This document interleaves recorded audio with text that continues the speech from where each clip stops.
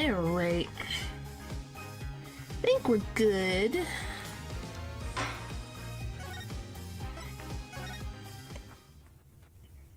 I was wandering around in this game yesterday trying to think of what I could do for a thumbnail. I found just the, like, that you could make a whole little scene thing in here. It's like, what? Okay, Saturday, thank you. This is information I didn't need to know that I needed. Alright. Now I gotta remember how the frick I have him talk. This is gonna go horribly. Whatever. Indeed, the one who could enter the room amidst the mock trial to move the body was none other than the accused, Juniper Woods, for she was in charge of the studio. No! Hello, Bubber. Hello, hello, hello. Why, yes, I see. That does seem to make sense. This can't be happening. Instead of exposing Hugh's crime, Junie's in even deeper. No matter how you slice it, we're cooked. And here I thought Prosecutor Blackhood was on our side, at least on this issue. He's not on anyone's side, except for his own. And maybe Taco's.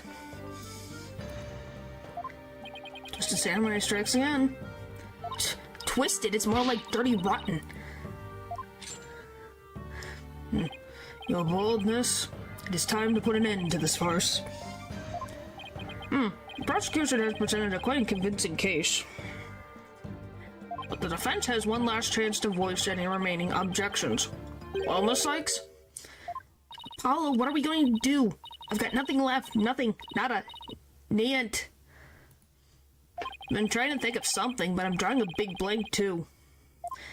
Poor Junie. Unless we figure out something, she'll be... objection? Well, I object to... They love doing this frickin'... Oh, it's Hugh again!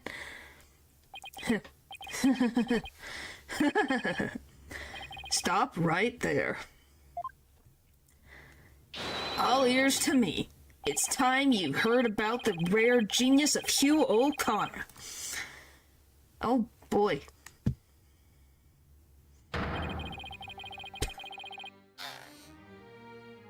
What the frick? How are you bending the bow with your teeth? Listen, you'll hear the secret behind my perfect crime. Perfect crime? We're just playing la-di-da-di-da, frickin' musical chairs, why don't we? Wait, this is some serious deja vu. Didn't we just go through something like this yesterday? Yes, we did. This had better not be another one of his enraging traps. The murder, the moving in the body, the cover-up, it all sprung from my brilliant mind. Well, go ahead and arrest me. The real killer is right before you. Yeah, he's trying to save Juniper. Even though he says, oh, we are not friends. Obviously, he doesn't want her convicted, because then she can't achieve her dream.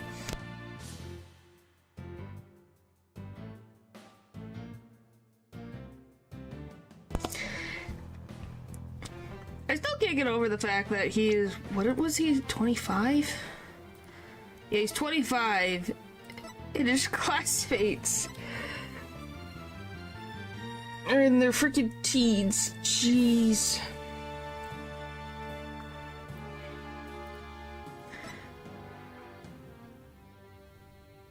How did you take 7 years off school? Still couldn't figure that one out. Anyway. Well, go ahead and arrest me. The real killer's right before you. Order, I say. Mr. O'Connor. Aye, natural. You already confessed yesterday. Earlier today, recanting your confession. As if you mouth breathers can comprehend my genius. The ends justify the means. Now bow down and kneel. Kneel before my great and maddening intellect. Objection! Oh boy. Enough. The only thing maddening is the ignominy you bear for all to see. For it is impossible for you to have been the perpetrator behind this crime.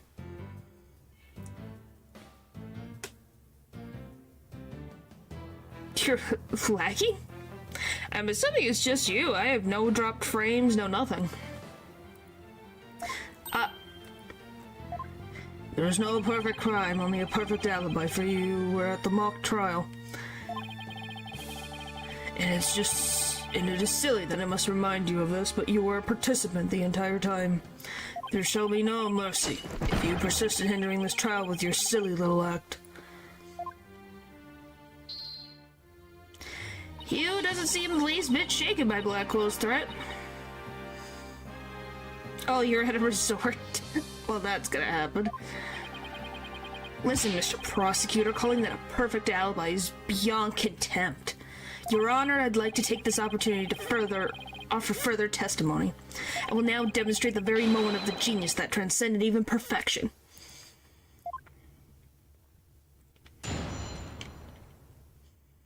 Hugh's confession. You won't believe this, but I used a body double. Ah. Well, happy birthday to them. That wasn't the real me at the mock trial. That means I didn't almost lose. My body double almost did. I slipped out stealthily while my double took care of the trial. I had the run of the campus. In short, I'm the killer. Juniper's innocent. Okay. I have a question I was hoping the defense and prosecution might help with. Is it just me, or does the witness's testimony make no sense at all? No, it's not just you, Your Honor. All I got from listening to that was a headache. Yeah, that was just plain weird. Especially the whole thing about a body double. Well, my leader's not just me. The prosecution? Your boldness to summon an ambulance this instance. The witness is stark raving mad. Yes, I think that would be for the best. Now then, let's pretend that never happened and move on to my verdict. People don't believe me? It's not a matter of not believing you. It's more along the lines of questioning your sanity. Yeah, the funny farm just called. They want your genius back. Shut your pie holes. The intellect of a genius transcends even logic. Besides, don't you guys have that weird advice for testimony like this? Objection! You're gonna throw the cake through the screen? How's that gonna work? Which is not a weird device, and I don't waste him on ridiculous testimonies.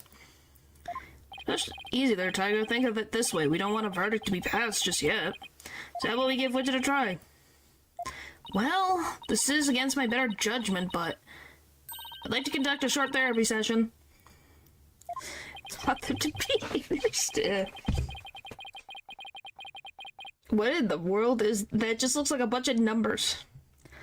You're gonna ship it overseas? Isn't that gonna go bad? For better judgment, I'm a judge that's far beyond mine, and I find it hard to say no. Prosecutor Blackwell, I trust you have no objections. Prosecutor Blackwell? Is he sleeping? Prosecutor said, rubbish. We'll be out on a stroll, and left with Detective Fulbright. He just left the freaking He left the courtroom. Wouldn't this just make the case be done? He just left. He was like, this is too silly, even for me. I'm leaving. Huh. How does he get away with stuff like that? Because he's Blackwell? Then I'll interpret that as a means he has no explicit objections. Well, I'm assuming Nat Talk is not objecting. Alright, Miss Sykes, you may proceed with your therapy session. Seen my share of crazy trials, but this one takes the cake. We a talky parrot previously. This ain't... There.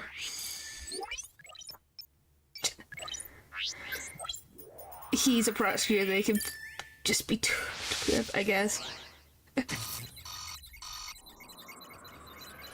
What's with the hat? What is it?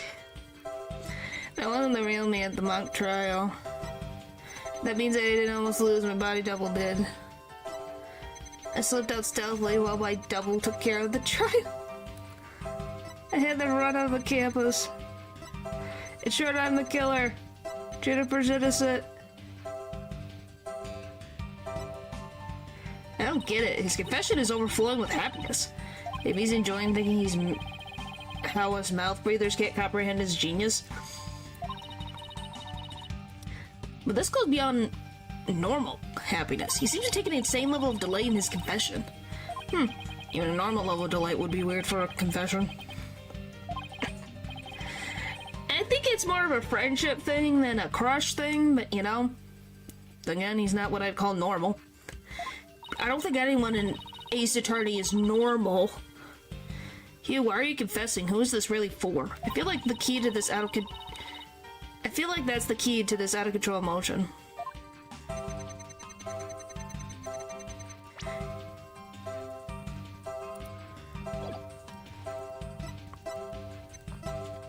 I just love these. Look at this pose.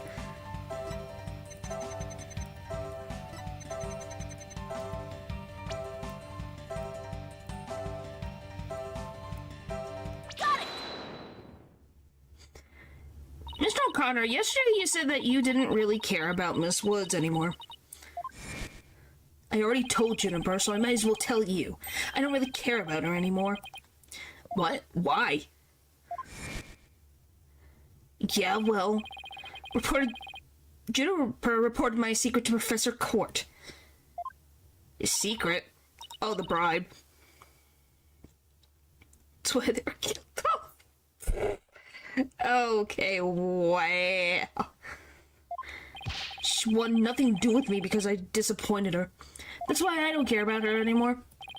I was never trying to protect her.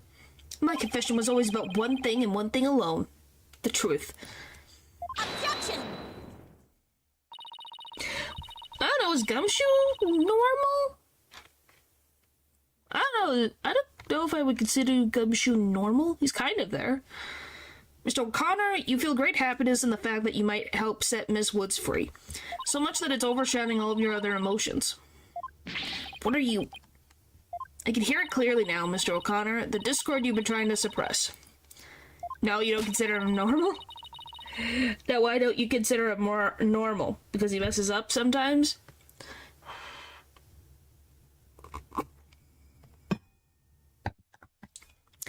People don't normally feel like you do when you've confessed. When you confess. Confessed, golly. I think so? It's been a while. So he really was trying to protect Juniper. Yes, I'm sure of it. His feelings for her are the real deal. Are you kidding me? He actually has feelings for Juniper? But that means his confession is... Finally figured out the obvious, have we? Oh, hi, you showed up. You came back from your walk? I was gonna be like, who's talking? Oh, he came back. That was a quick walk. That's fine, Paul. You missed the fact that Blackwell literally walked out of the courtroom on a walk. You missed it. He came back. Why, Prosecutor Blackwell, you're back. The confession was not but lies, save for the part about being in the mock trial. Can we all agree now that the killer is the one in charge of the audio, i.e. the accused? He grabbed a glass of water. Why couldn't you have taken a longer stroll? No, you haven't unraveled the genius of my body double trick yet. You can't be serious. Do you really expect us to believe you had a body double? Yes, I do. but if you think I didn't, then prove it, huh? Either we quit here and Juniper's found guilty, or we play along with Hugh's delusion. Let's go with the least worst choice, but first, let me update his testimony.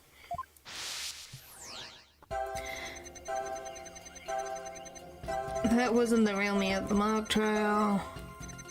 Didn't almost lose.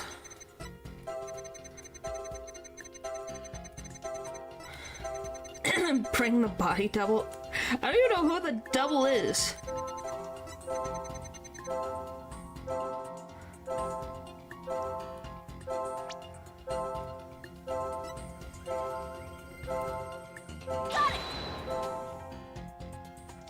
Mr. O'Connor, this emotion isn't consistent with your testimony.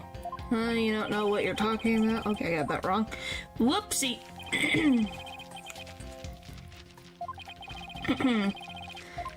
I should have brought my dictionary to court. Wait, let me try that one again.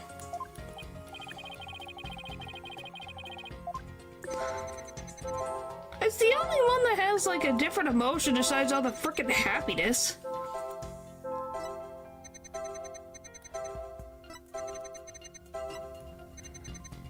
Nothing, happiness, surprise. Okay, there's surprise. Why are you surprised? Golly. Really? Why is it? What do you mean?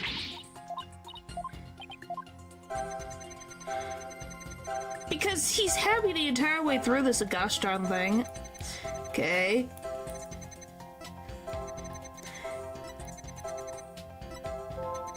Is it this one? Got it. Oh.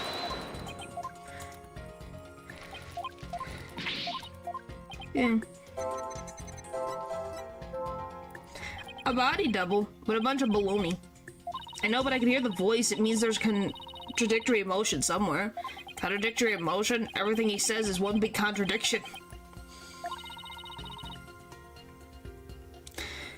Right, and that's why I can hear his inner voice loud and clear.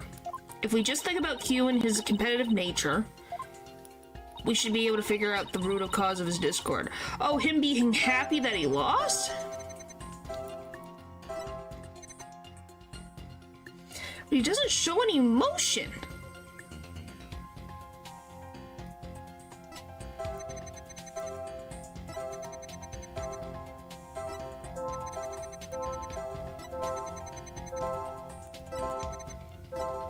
What even updated in this frickin' thing?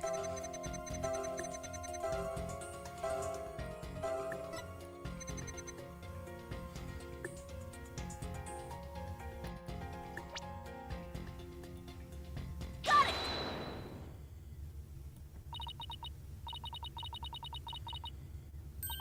it. That's my guess, because he's competitive. Why is he not... Oh, golly, why my neck? Why is he not, like, upset that he was losing if he had a body double?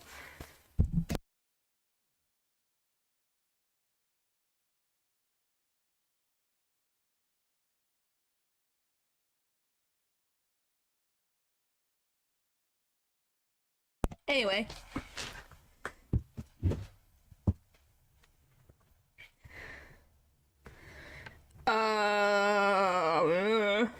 We're playing Athena right now, I think that's why. I didn't almost lose, you say. Very odd. You exhibit happiness the entire time except during the statement. Huh. You don't know when to give up. Wait, now that I think about it. Game recognizes game. No, stop. Don't make... No, don't. Stop making stuff up. When I left the lecture hall... It was during Professor Means' pre-trial speech.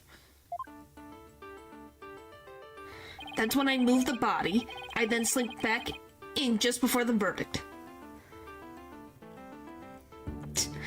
So you're saying you're the one... You were there the moment your double was about to lose? Yes, I was. Naturally, I wasn't happy when I saw that. In any case, I was the far end of the lecture hall behind the screen. I figured no one would see me if I came and went through the doors there. Objection! Sykes to know, how long will you indulge him in this ride? While it's true that none in the audience might have seen him go through either of those doors, the faculty seats on the balconies are a different story and have a splendid view. I thought you could do better than that. The lawyer's bench is on the right side when facing the front of the hall.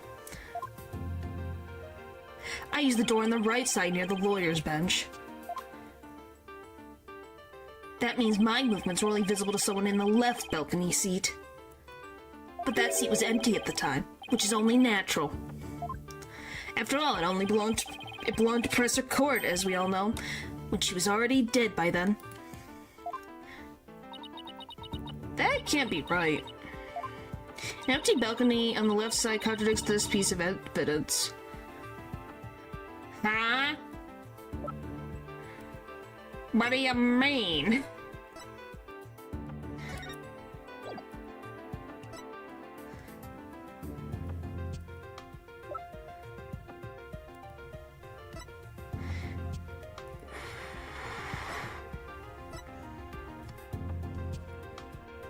I can't remember. What am I supposed to get?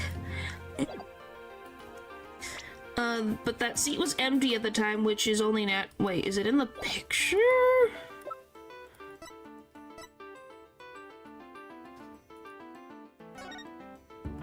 Oh, it's reverse. Because the defense would have court over here. Take that! Alright. I have no idea where this contradiction is going, but I don't have any other moves at this point.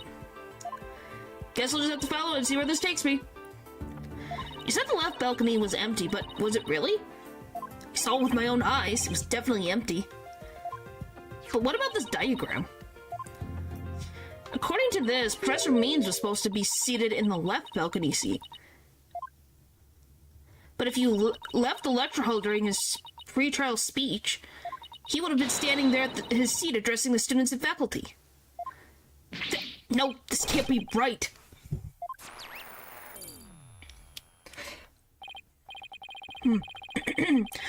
You do no one any favors by exposing the falsities of his confession.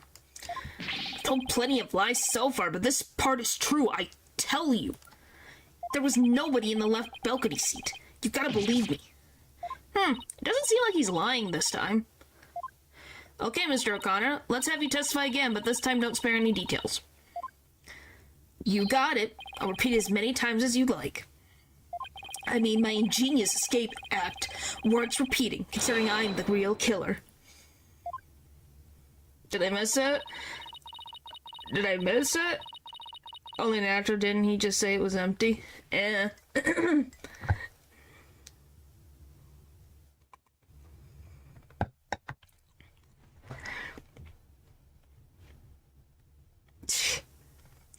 All I really care about is whether that seat was empty or not. I still can't get over this frickin' thing. The second floor was deserted. Why won't you believe me? It's true, I tell you.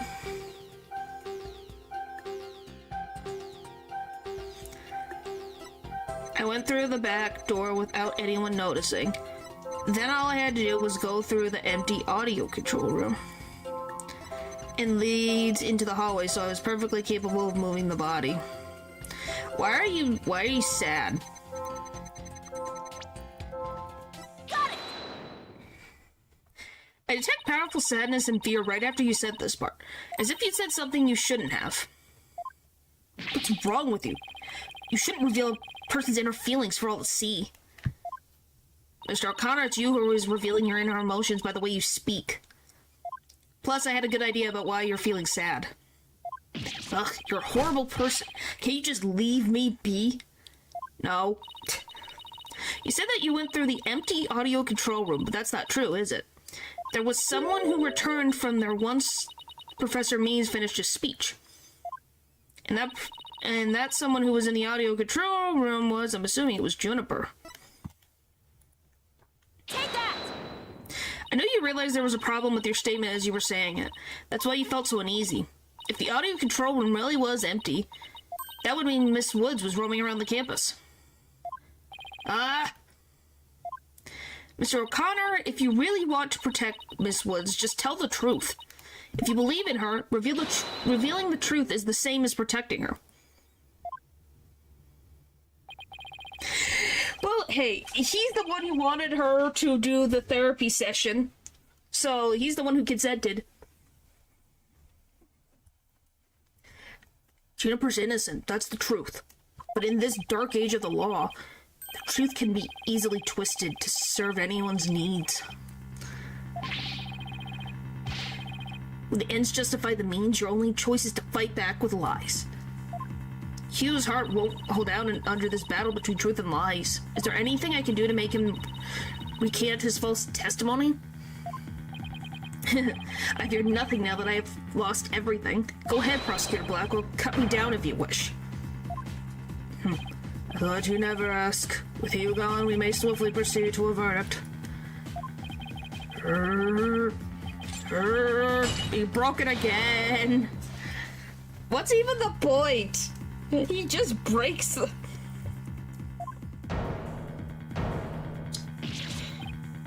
He broke out of his shackles again! Once again. Good thing he can't get the cuffs off. I want to be the poor accountant down at the detention center. I think the accountant just threw the frickin' book out the window. He's like, I'm done. Well, it might be a she. They'd be like, I'm done. We needed just a separate budget for Blackwell. He keeps breaking these cuffs. Yeah, pretty much.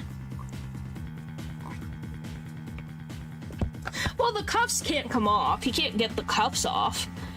Which, you know, could shock him, which is good, at least.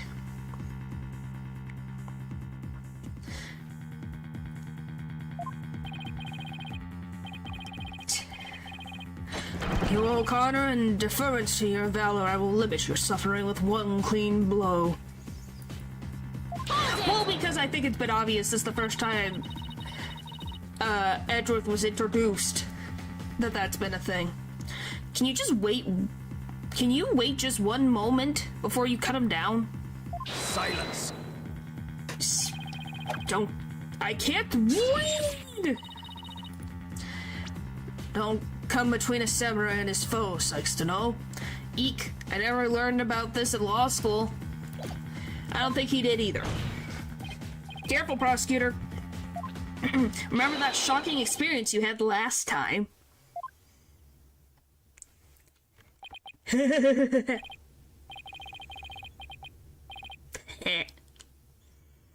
Yeah. Try again. Let's see what happens.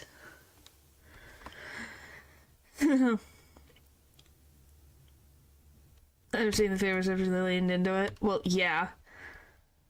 Yeah, never do they teach that in law school. I don't even know where the frick you learned all this. Very well, Golden Boy may live for now. Enough already, Mr. O'Connor. Miss Woods would never want you to protect her this way. She values the friendship between the three of you more than anything. That's where you're wrong. She doesn't feel anything for me now. But what does it matter anymore? I might as well tell you everything. This is no doubt news to you, but I'm not and never was a genius. Sorry, but I already knew. Self-defense for prosecutor class. AKA, use Blackwell as an example. Or, well, they might actually need that in this universe. Francisca has a whip. Blackwell has his imaginary sword.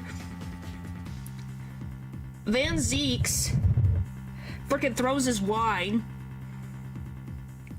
And also has a sword. Am I missing anyone? Is there any other prosecutor that has a frickin' weapon? Oh, and Godot has his mug. There's another one. Winston Payne and slash the Payne family exist.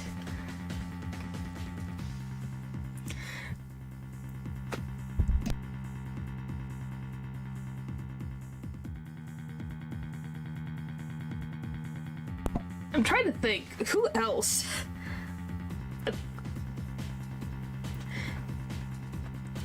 Well, that one's because it's freaking burning hot coffee. I'm trying to think. Is there anyone...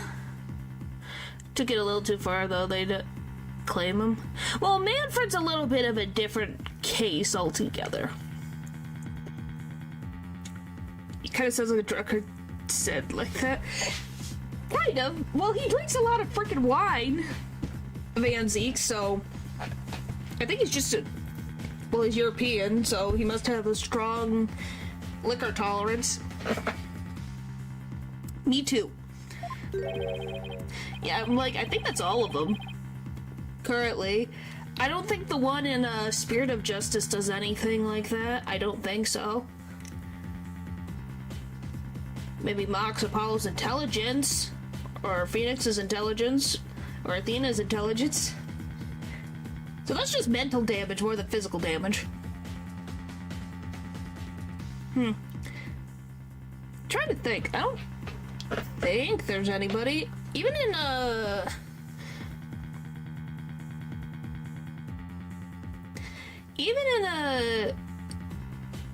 Edgeworth Investigations, I don't think so.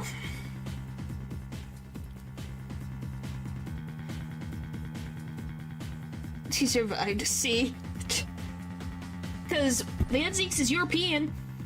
You know that. Oh, the monk throws stuff too? I didn't know if he threw stuff. So I guess we add him to the list too. Oh, and don't forget me. Though in all fairness, it was pretty obvious. I thought he was a genius at first, but... The stuff he said was crazy. No need to rub it in, just shut up and listen. It all started several days ago. I accidentally learned that my parents have been paying good money for my grades. Well, back then he was, so we're not even gonna worry about that. But that's bribery. So the bribery wasn't Hugh's idea? All my perfect scores were the product of whole, cold, hard cash, not genius. Even worse when I confronted my parents about it over the phone. Juniper overheard me. Oh my, terrible misunderstanding. I've been living a lie. I don't know what else there is to say. I'm no genius. I'm completely worthless. That's just sad. A perfect 0.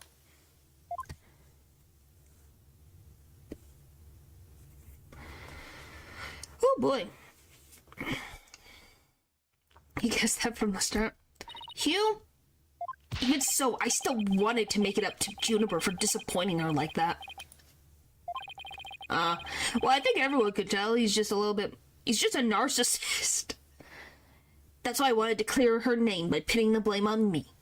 I mean, she probably hates me now, so it'd be a relief for her to see me locked away. If you were trying to help her, then why did you testify against her? You were the one who told me to tell the truth yesterday, so I thought if I did, it would help her.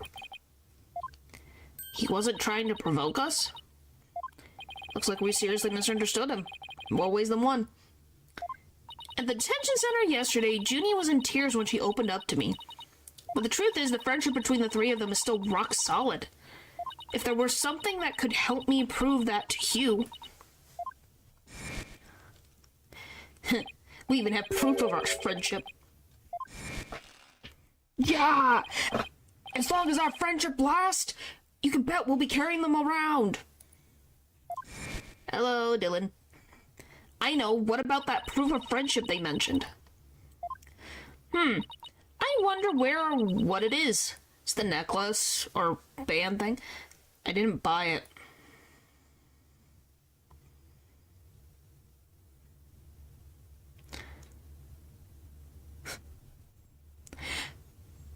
It's handmade, and there's only one like it in the world.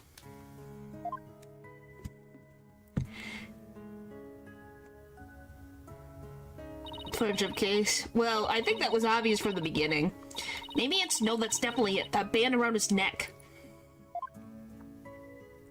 Mr. O'Connor, that band around your neck. That's your proof of friendship, isn't it? Proof of friendship? Is that anything like a proof of purchase barcode? Oh, I have no idea what you're talking about. Yeah. In court, evidence is everything. That's why the three friends created friendship bands. It's the evidence that proves their friendship. Oh, very interesting. And chic. If they have doubts about their friendship, they can look to the proof that they have on their hand. That's why Mr. O'Connor's hand always goes to his neck when he's pressured. Proves he still has feelings of friendship towards the other two.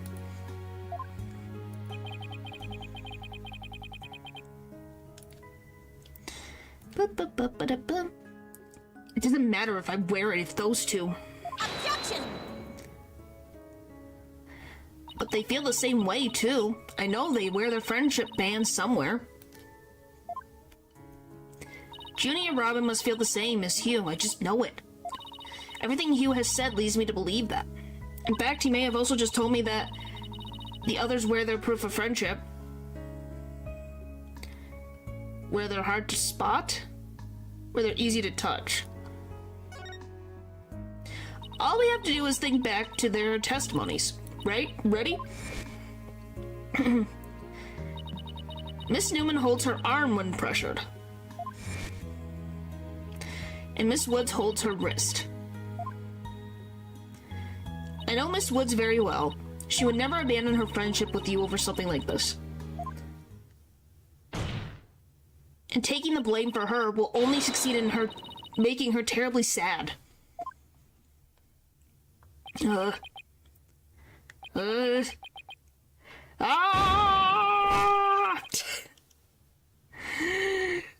boy.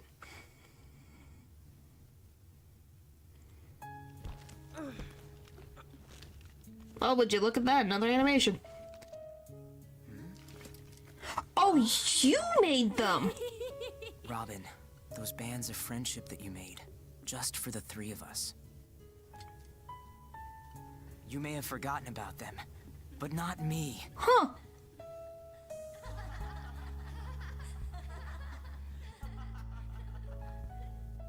Hugh! Oh. Hey, Hugh!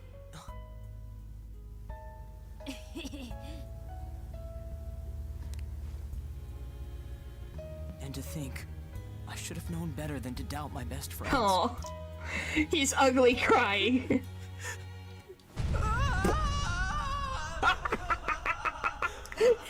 Scream to the heavens.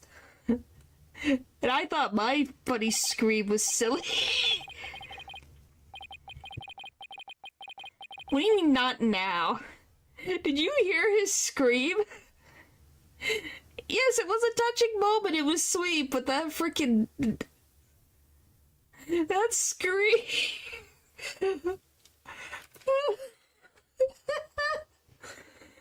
What do you mean stop rooting it? You laughed at it too.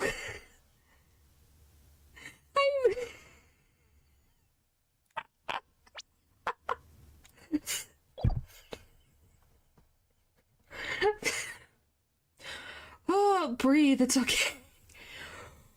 Oh, that was funny. I'm sorry, Hugh, but that was so funny. Were they told make the most freaking like weak as heck scream? Ah!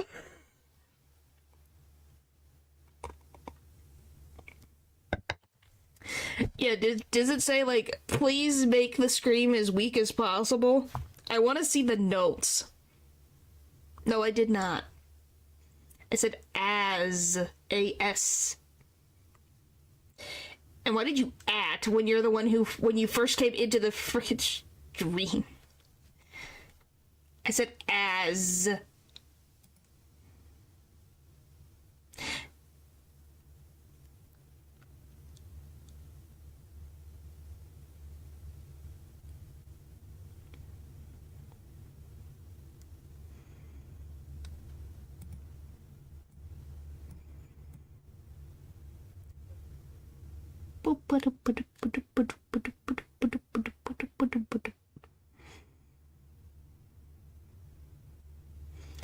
You.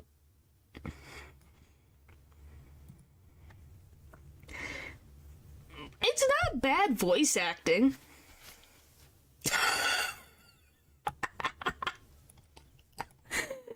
Oh my gosh.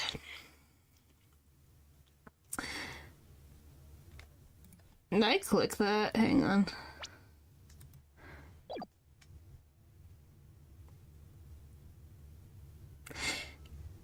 Well, at least you learned.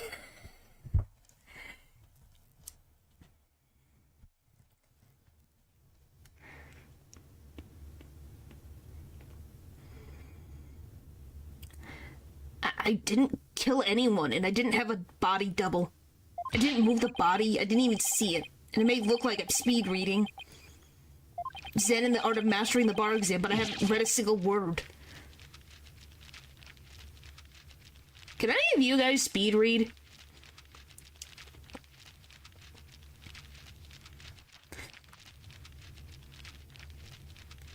Cause I don't think I could speed read. Especially a book like that. No. You can speed read, Natural?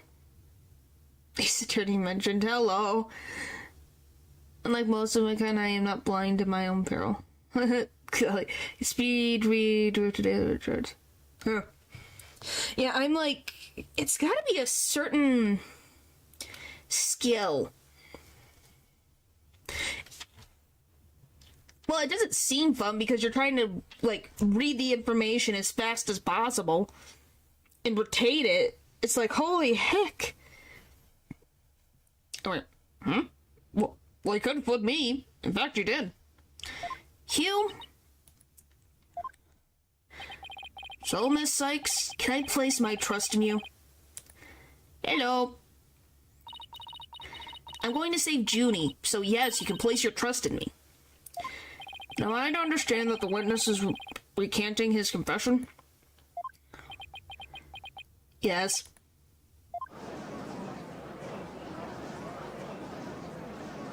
Now that I think about it, why the frick did we let Hugh in with a frickin' weapon? He has a bow with an arrow. Why did we let that go through again? 2 and 3 times speed. Ugh. Most roundabout trial must prefer the roundabout variety. Turnabout variety myself.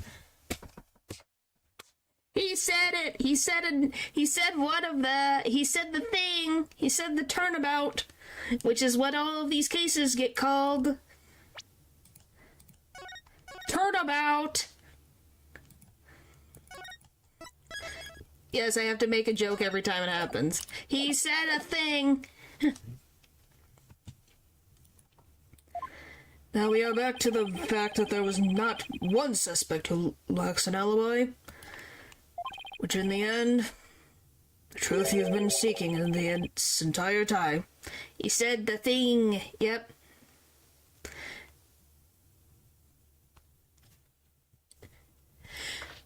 Well, I think it's because it's a different era, so it has its own thing.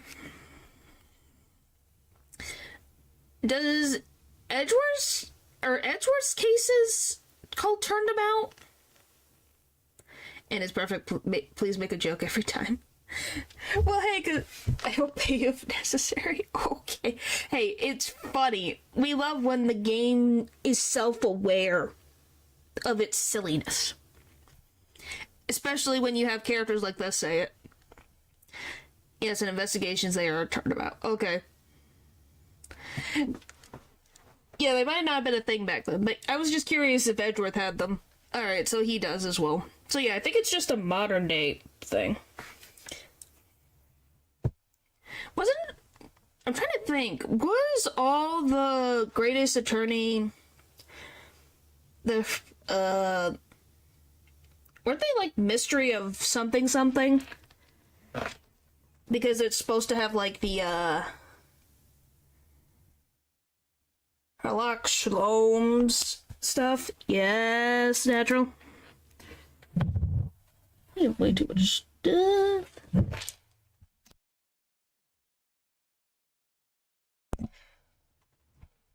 Trying to think. Oh, well, I'm glad you received your paycheck. They pick your favorite character in each game?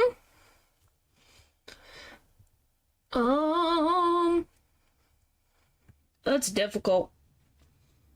You like money? I think everyone likes money. Well, I haven't played through Investigations 1 and 2 yet, so I can't say anything about them yet. I haven't finished this one yet, so I can't say anything about Dual Destinies yet, because I want to get through all of them. Well, maybe I can. I just have to double check what her name is for a character in this game that I know about.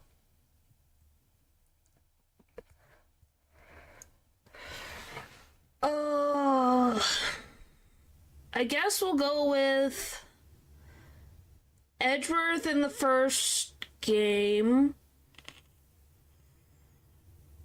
Mia.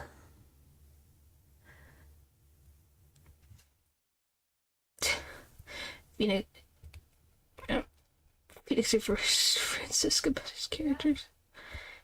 Well, of course Edgeworth is gonna be there. He's always gonna be. He's always a treat to have when he appears. Which, you know, I don't think this is a spoiler. He is gonna appear in this game. Shocker. If we have Phoenix, we have to show Edgeworth at least once in some case. Or have them reference each other. If we talk about Great Ace Attorney, I think my favorite characters definitely be Irish and Herlock. I enjoyed voicing Herlock the most. He's one of my favorites. I think he's also just a channel favorite. Oh boy, I love when that happens.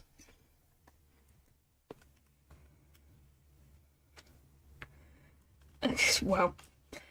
Yes, Herlock is just a funny guy, and I think we warmed up to him, and we appreciate his existence on this channel.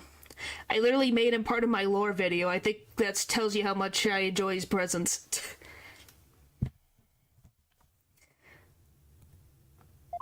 So we're back to square one. Now I'm exhausted and depressed. Probably doesn't matter at this point, but I might as well update the mood matrix.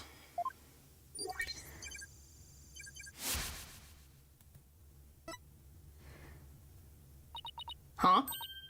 Does this mean... What do you mean an Apollo Justice? Phoenix in Apollo Justice is kind of... He's really good at that game. He's really good in that game. What the frick? Well, thank you, Paul. Make sure you leave some for yourself. Thank you, I appreciate it. I think everyone agrees that Apollo Justice Phoenix is at the top of his game. He's freaking so calculated, he thinks like 5 steps ahead. It's amazing. Okay, just wanted to make sure, you know, that you have it for yourself, that's all. Alright, what did you figure out, Athena? Keep me in the loop. Further resistance is futile. Time for a verdict is nigh. Objection! Please wait. What sort of deviltry are you up to now? What if our client was the only one without an alibi? The trial would continue, right? Well, yes, I suppose it would. But after such a thorough investigation, does such a person really exist? Technically? Yes, we found someone. It may have seemed like a major roundabout. but Mr. O'Connor's testimony has cracked this case.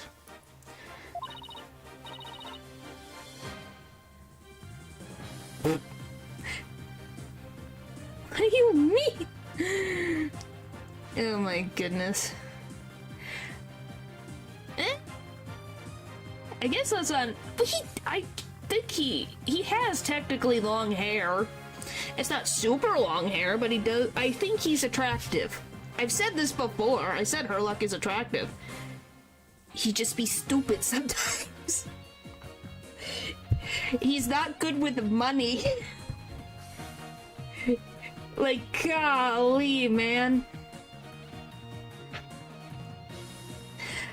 Natural, you have to remember, we know that you really want to talk about qualifications. You're a masochist, and you like blonde ladies who can kick your butt. Or just any woman that can kick your butt. I don't know if your preference in men is about them kicking your butt too, but what are you on about? My preferences are at least not that crazy.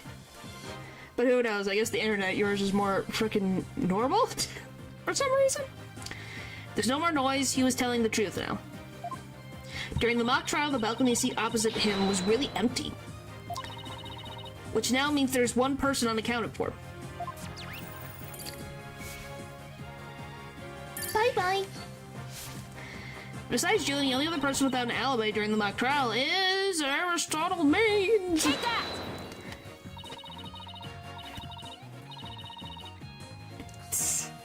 Touche.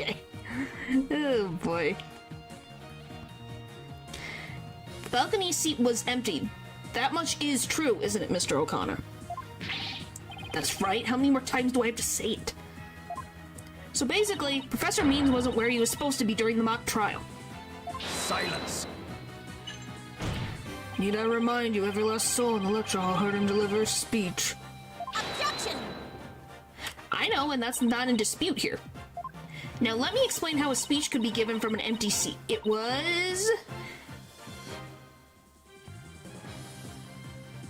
pre-recorded, I would assume. What if the speech was pre-recorded? That's the only way the speech could have been delivered from an empty balcony seat.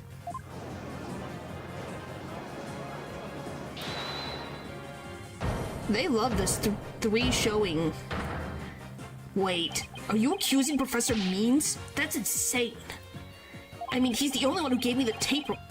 He's the one who gave me the tape recorder. Huh, so you were saying he had possession of a tape recorder, did you now? Weren't we worried about the fact that this one tape recorder sounds like Junie's script? So you just proved that he had this in his possession.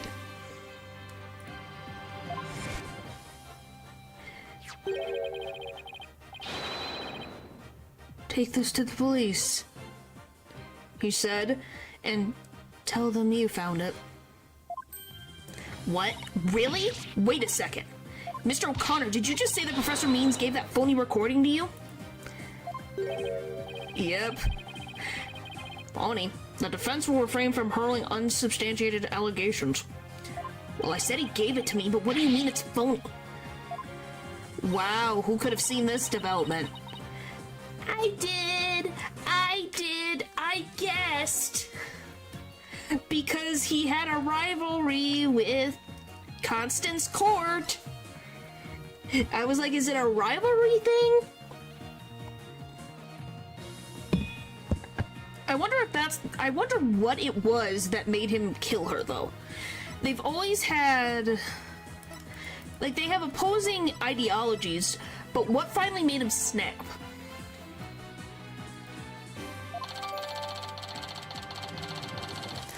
Was he guilty or something? Eh.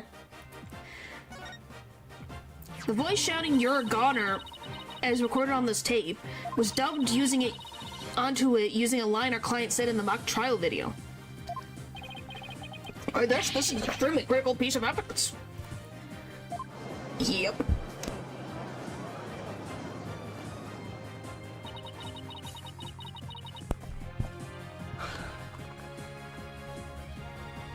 think? I think they would have to run out of names if they got to that point. Professor Means gave Hugh the phony tape. If that's really true, then Professor Means has guilt written all over him.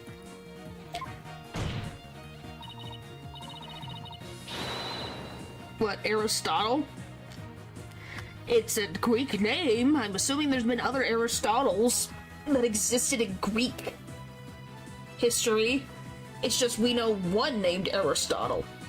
Just like how, like, the name Homer probably existed before Homer, as in making frickin' the Odyssey and the Iliad and blah blah blah blah blah blah.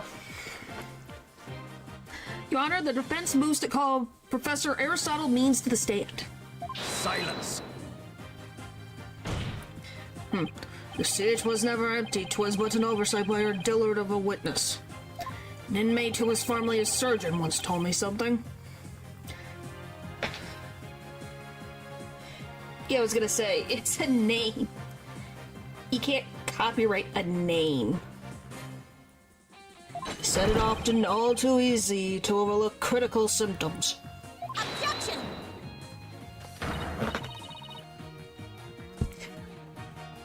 Well, that's banning from naming them for a reason. Not as in a name. Like, Aristotle is just a name. Well, we're not going to overlook this oversight. If the speech was pre-recorded, the basis for suspecting our client would be shattered. Let's check with Professor Means and see whether the empty seat was a witness oversight. A verdict without first looking into that would be inconceivable. Thank you. Thank you. That's enough, both of you. Here's my opinion on the matter. While a surgeon overlooking critical symptoms is a problem, a witness oversight, too, must not be overlooked. Yeah, you can name them Zeus. Freaking kids have been named Zeus before. Like, Apollo is named after a Greek god over here. Thus, as to the matter of whether Professor Means was or was not in his faculty seat, I believe we must ask the professor himself. I agree. Professor Means should be here in the gallery today. Do as you please.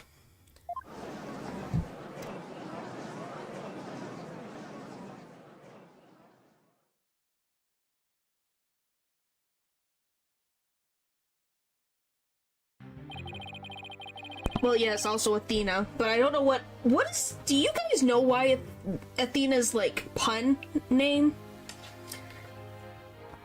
Like, do you guys know why what her name is based on, I can't think of what hers is a pun of.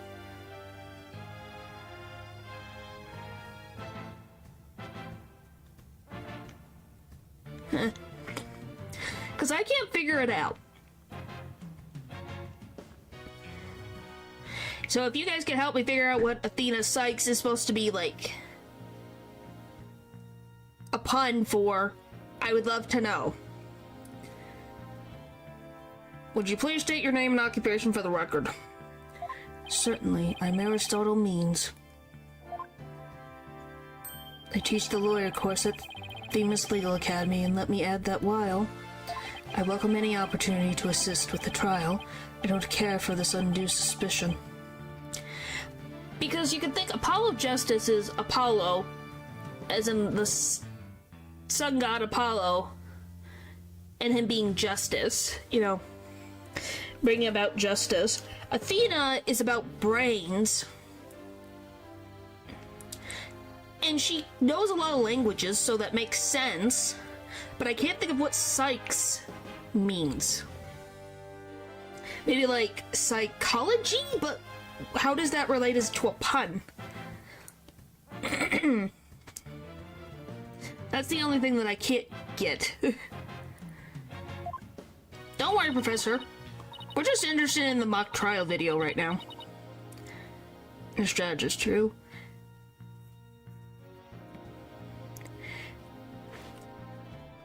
So it makes sense why she knows so many languages, since, you know, she came from allegedly Zeus's brain, so knowing language makes sense.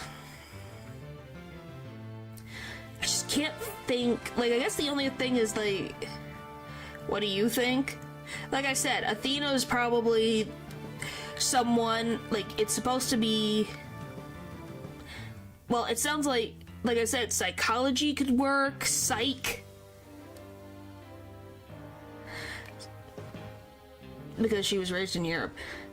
Yeah, that's what I'm saying, is that Athena, as in the Greek goddess Athena, was someone who was knowledgeable. So it makes sense for this Athena to have no... Golly!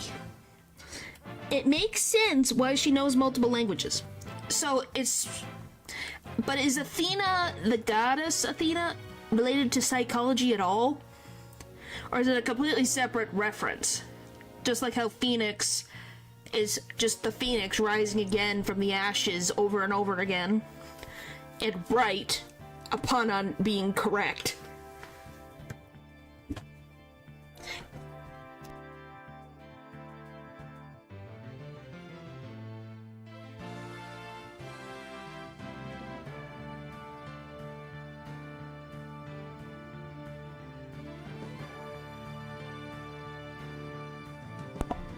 That's all.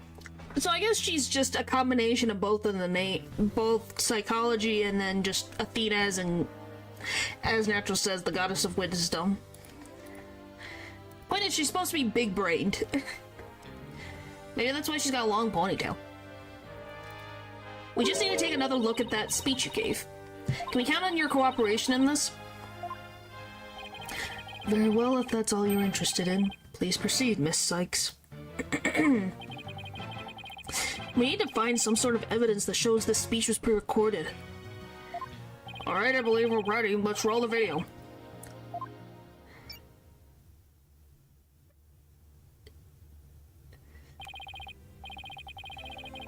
Why would they not push the camera up?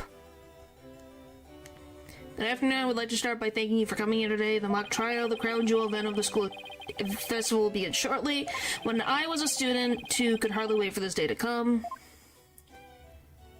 Oh no, I'd forgotten how long and boring his speech was. Zit. Wake me once this is over. Hey, no fair. Well, Athena, we're trying to show proof, man. The experiences of our youth have a powerful and profound effect on our adult. Ah, you there, wake up, pay attention. Huh? Eek! I'm awake, isn't that right, Your Honor? Huh? What? I'm awake too! Wake! Wide awake, see?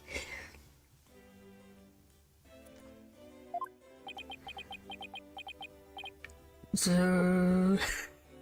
everyone fell asleep! Once again, our pure white Lady Justice will be watching all over you. Watching all of you today. Pure white Lady Justice. What do you mean pure white? This is gold. Pay attention and you may make a difference one day. Now let the mock trial begin. That's not the white statue. It's gold. This is about it. One of my better speeches, if I do say so myself. I even saw some of our students with tears in their eyes. Probably because they were yawning. He's obviously not familiar with the phrase bored to tears. Listen, Sykes, to know if you have subjected me to this epic study in tedium without purpose. Taka will feast on your tongue after I cut it out. Eek! But you were asleep the whole time! Oh, Miss Sykes, did you notice anything strange about that speech? Yes, I did. Can I please hear that last part again? Right there. Hold it! There, I finally found what we needed. Professor Means, I have one question about your speech. Why does the last part we just heard contradict with this? Yes, why is our Lady Justice gold? Take that! The professor said the pure white Lady Justice will be watching over them, but the Lady Justice in the video isn't even close to being white. It's as gold can be. I'm not sure I can wrap my jaw around that to test its authenticity. I didn't say it was made of gold, Your Honor. Now, it's true that this statue is pure white, but it broke before the mock trial began. The one you see here is its replacement. Oh well, that's a shame on every account. Ironically, the gold statue sticks out like a sore thumb compared to the white one. Don't like gold. Meaning the professor wouldn't have made a mistake in its color if he had been present. It seems that I have caused some confusion, but it was merely an oversight on my part. Objection! An oversight? The statue was in the middle of the room. How could you not know what it looked like?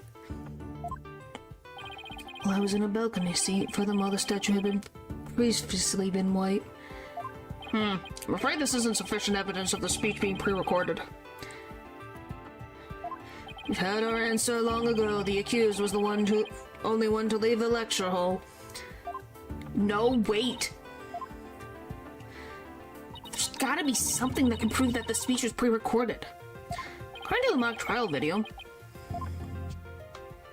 the speech started here, so like 10 o'clock, and ended here. It was a little over 10 minutes, but I doubt anyone would want to be tortured again.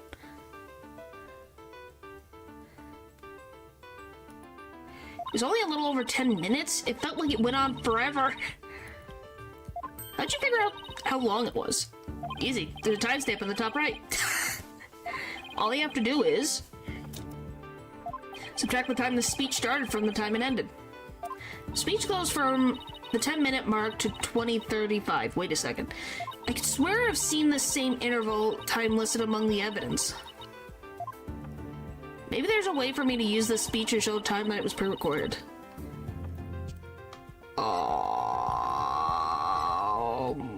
What? This?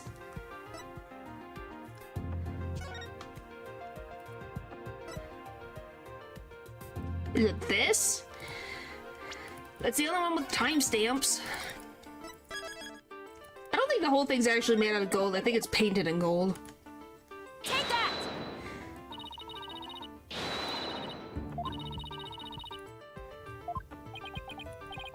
No, I'm not. Alright, let's read that again. The speech goes from the 10-minute mark to 20:35. Wait a second. I swear I've seen this same interval of time listed among the evidence. Maybe there's a way for me to use the speech to show it was pre-recorded. A little over 10 minutes. Is it this one?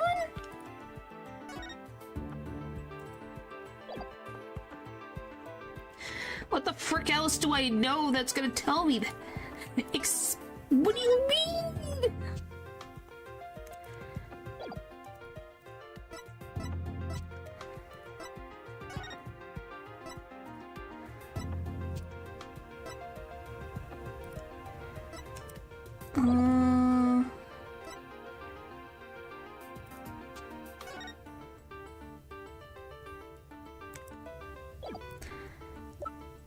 I don't get it.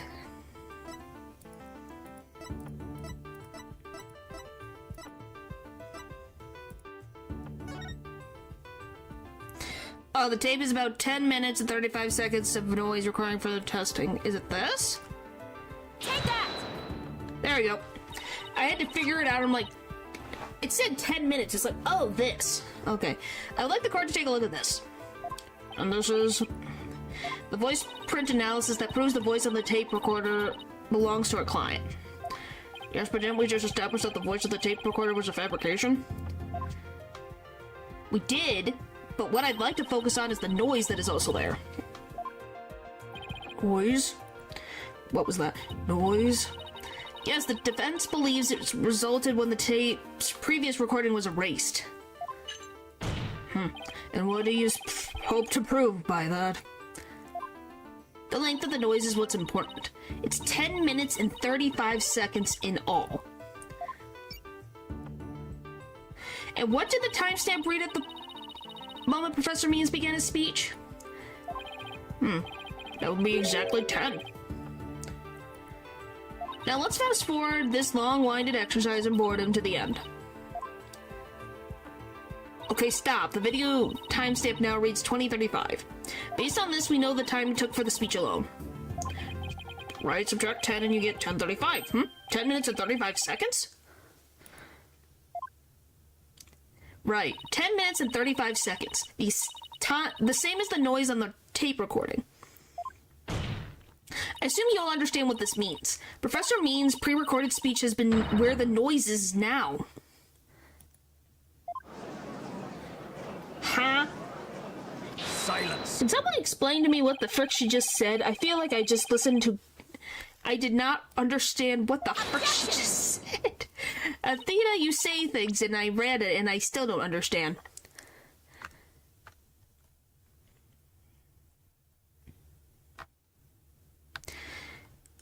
The length of the noise is what's important. It's 10 minutes and 35 seconds long.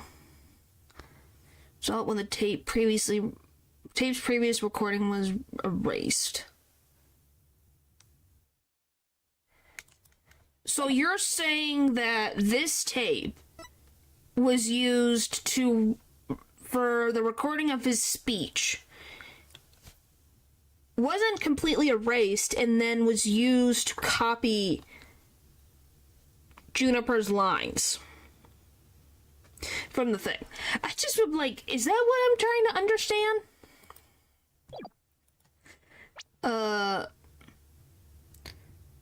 You seem rather confident considering this is a mere happenstance match of numbers. But is it really just numbers? The lab is continuing the study of the tape. So far, they found signs of overdubbing. But it's going to take longer to recover the audio that was erased. The police are now analyzing the noise as we speak. It won't be long until we know what was originally there.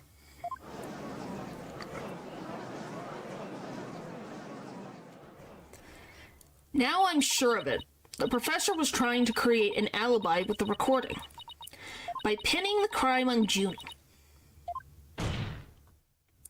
Well, he's not gonna get away with it. Not on my watch. Oh boy. Miss Sykes. I believe you are well aware of my methodology. Even if Juniper were the perpetrator, I would vigorously defend her as per my word. And to that purpose I offered to be her lawyer. Allow us to look what's happened. All I've stated are obvious deductions derived from evidence and testimony. Truth be told, I have no intention of testifying. I had been keeping quiet for Juniper's sake. But now that you cast this blame upon me, I have no choice but to reveal the truth. Uh-oh, this doesn't sound good. I will now reveal the truth behind why I had to pre-record my speech before the mock trial. I, Professor Means, always say what I mean, and mean what I say by all means. Oh boy! Professor Means' testimony. The defendant came to me with what she said was very important, and by necessity, secret. She asked me to pre-record my speech and come to the audio room during the mock trial. Juniper confessed to the murder and asked that I get her declared innocent in court. She also said to become an accomplice after losing my alibi due to the pre-recording. But when I said I would protect Juniper, I meant it because it's the humane thing to do. Huh? What? What do you mean? She confessed to you she murdered someone in cold blood. Your freaking rival for years. And you're just like, yep, that's fine. I'll defend you in court. Yes, sir, Bob. It's like, what? What? What do you mean? She was your rival. That's like if Edgeworth died, Phoenix didn't freaking care. Which you know would be a big frickin' deal to Phoenix. He'd be in an uproar about it. What are you on about? Oh yeah, she confessed to me that my rival is dead, but I'll defend her because it's the humane thing to do. So you have to be stupid to then defend someone.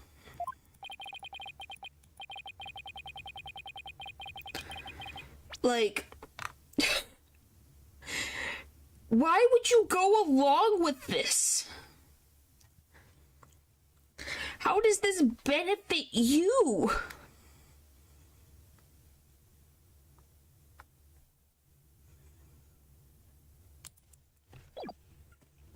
My brain hurts. Does this hurt your guys' brain too? Why, so you're saying the defendant threatened you? This has to be a lie. I mean, everything about it lines up too perfectly to be true. I guess we'll see. On this most consequential of occasions, let me be completely frank with you. Trust me. Wow, thanks. I feel like even with context, I won't understand. It just feels like what is happening? Juniper had truly taken to heart my teachings. The states the end justifies the means. Oh boy. I don't believe you. When she asked me to defend her, she said I must also prove her two friends innocent. The two friends? The witnesses? Correct, Hugh O'Cotter and Robin Newman. I was to ensure all three walked free. All three were to achieve their dream. That was the result Juniper was seeking. She was even willing to threaten me, her own professor, to that end.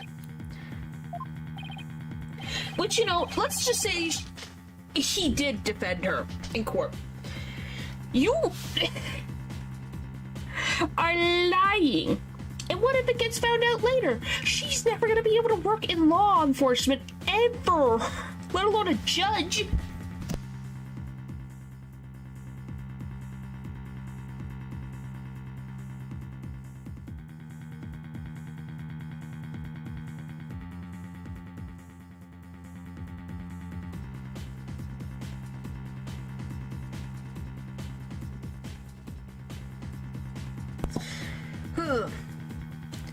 You no doubt have high praise for her ruthless tactics.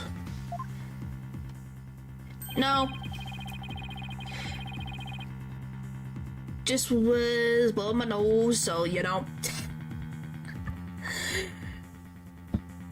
Yes, well, that's why I vowed to vigorously defend her despite her threatening me. There was a time when lawyers merely sought the truth if they wished for victory in court. But alas, those days are over. Now in the defense of justice, order, and all that is good, the end justifies the means.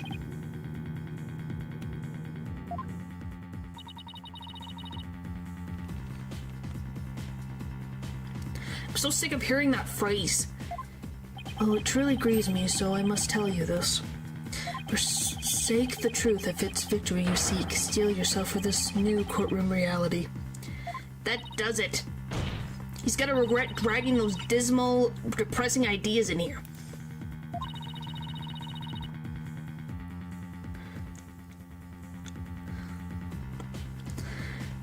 Since he's already surrendered to the dark age of the law, it's up to me to fight it. Why so silent, Sykes to know? Something the matter? This is a court of law. It's no place for long-winded talks about idealistic principles. That's why I'm going to let the evidence do the talking. Let's not get carried away now, Miss Sykes. Not due to have you attempt to discredit my doctrine. Do not force me to rectify this situation. That's a threat! Judge, did you see that? That's a threat right there. He just threatened Athena. What the frick? You're not gonna call foul over here? No, go ahead and rectify it. Only if I lose and you win, that is.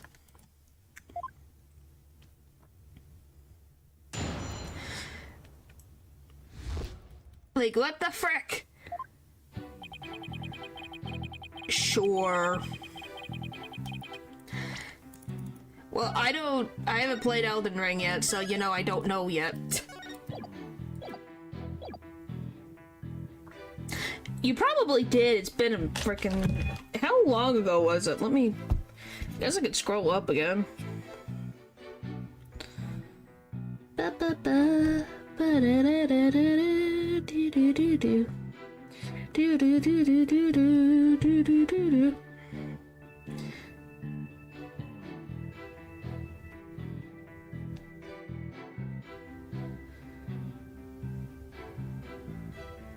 Did you made me look it up? I thought you sent it.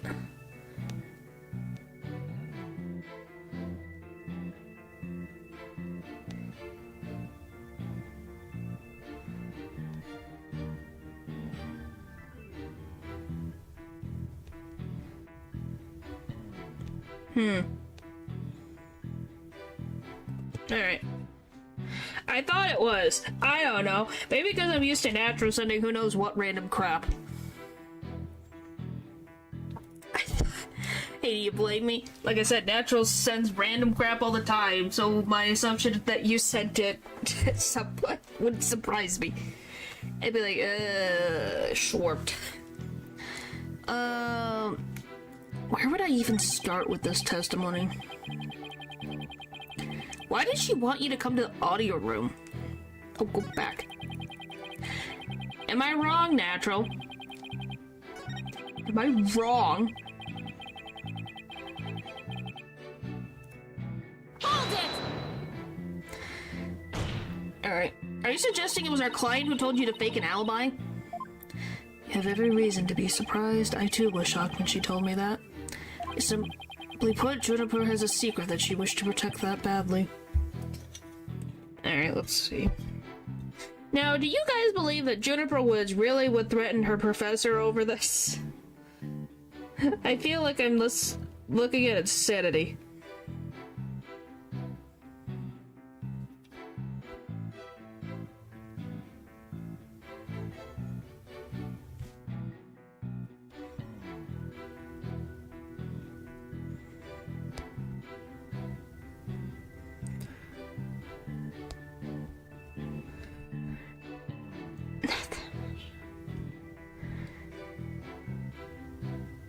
Is ruthless before. I'm like, what are they on about? Like, we're gonna be very honest. This girl would rather take the rap for her friends that didn't do anything wrong. Goodness. Is he kidding me? That lie couldn't be further from the truth. The problem is, how am I going to expose it? It was an earnest request from an outstanding student. How could I possibly have refused? I don't know, you say no? Confessed the murder and asked that I get her declared innocent in court. She also said I'd become an accomplice after losing my alibi due to the pre-recording. Hold it! How could you overlook such a threat? As a teacher, it's your duty to discipline students. Yes, well, perhaps I do have some serious reflection to do on this matter. I suppose it was just wishful thinking on my part. I wanted to believe that Juniper hadn't actually committed murder and that she hadn't meant to threaten me. Huh? Really? Please do explain. Long had I waited for a student who would embody my teachings. Does this witness realize what he's saying? Surely you must see the true meaning in my words. I'm merely staying true to what I teach, and that my methods are but a reflection of the times. It didn't come through before, is it here now? Oh, there we go. Now it went through. Yeah, I think I remember... I don't know which one it is, but he kind of looks like the two on the bottom right. The one with like the blindfold and the hat. Because of the fluffy beards. Oh wow, his way of thinking is really worked, but I haven't heard any inconsistencies yet. gotta be so sure? Really? The more he tries to avoid logical inconsistencies in his testimony, the more likely we'll see inconsistencies between his actions and words. What do you... It's a hat! It's like gold and it's got blue in it. It looks like a hat. What do you mean? It looks like a hat. Do I need to show my...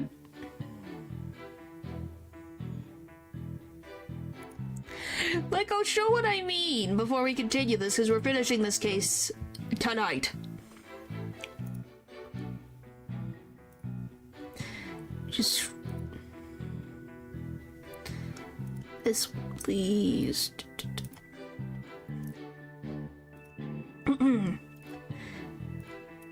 What's the frickin' sure?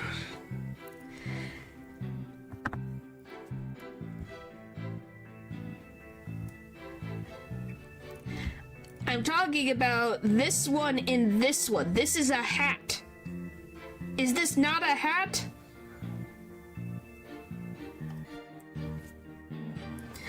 When all is wrong, I always been taught not to be afraid. Look, the price.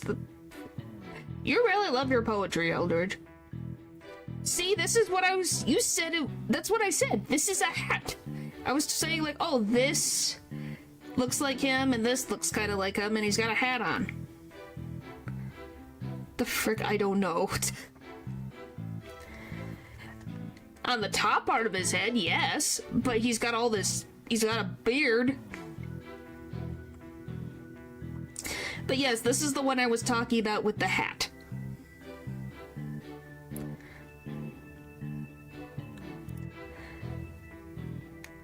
Okay, that's what I was...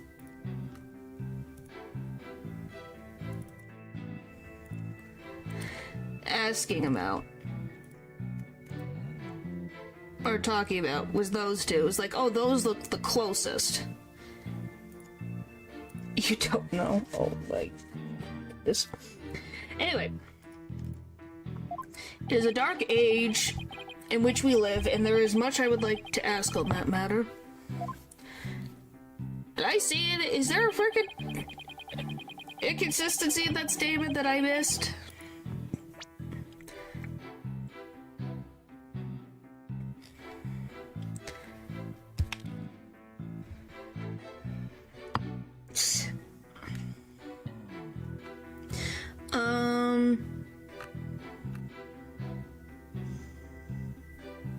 This ain't true what I achieved, blah blah blah. The more he tries to avoid logical inconsistencies in his testimony, the more likely we'll see inconsistencies. Okay. But when I said I would protect Juniper, I meant it as the humane thing to do.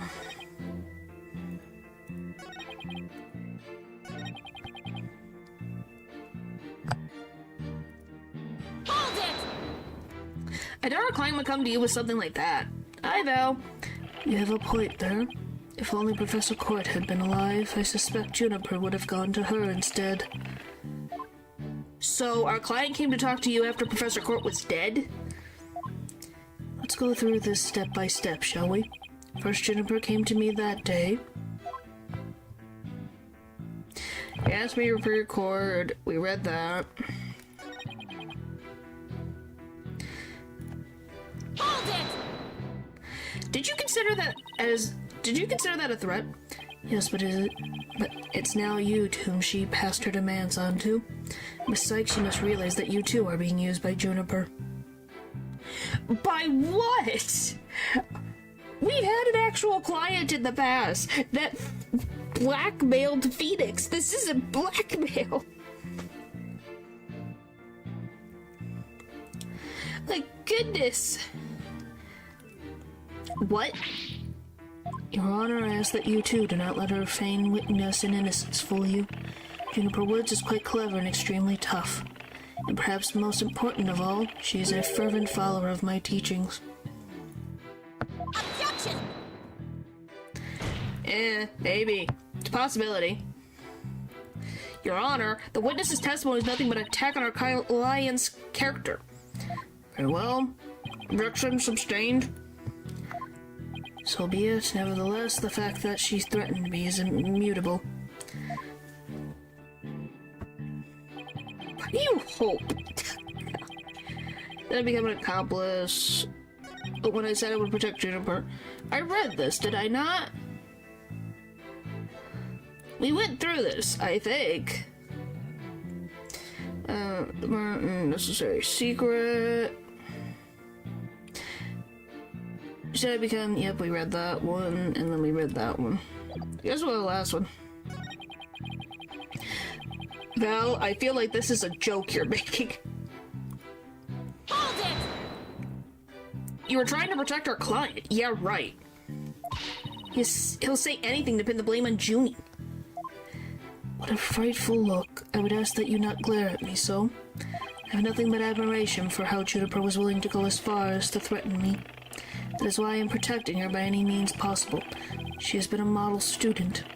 Liar, you're trying to pin the blame on her. How am I going to show that what he's saying isn't what he's really thinking? You cannot possibly overturn my claim, so isn't it about time you admit defeat? After all, if my unassailable logic is not truth, then what is?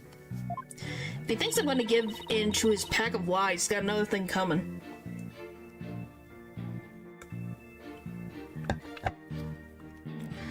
I'm gonna find a hole in his story if it's the last thing I do. Even though he's riding to the core, he's total pro. I mean, that all made perfect sense. Yeah, but you can't believe a word he says. He's making this up as he goes along. He'll trip up on his own words yet. Time to see how consistent the professor's testimony matches up with his actual actions.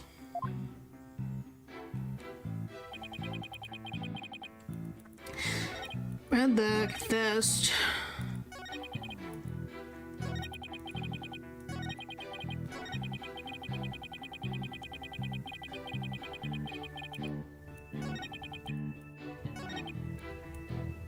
Am I missing something?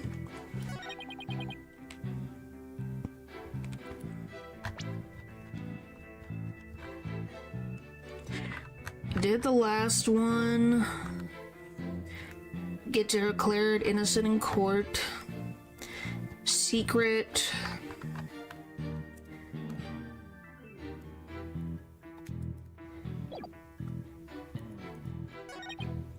Did that one.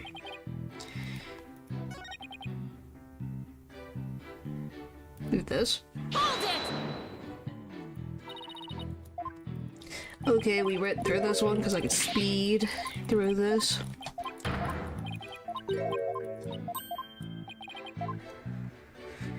Oh, is it that statement? Explain. Okay, good luck.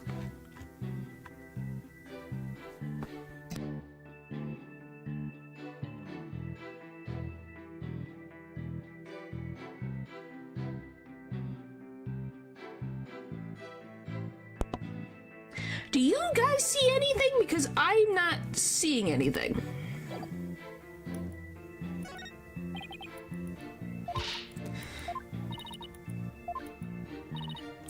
Time to see how consistently the professor's testimony matches up with his actual actions. You do? The defendant came to me with what she said was very important, my necessity secret.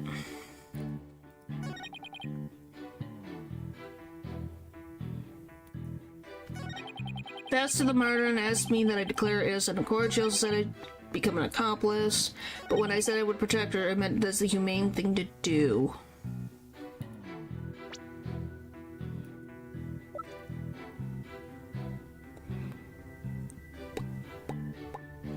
I have no idea. Like, I am genuinely completely confused on what the frick the game wants from me. Because I can't...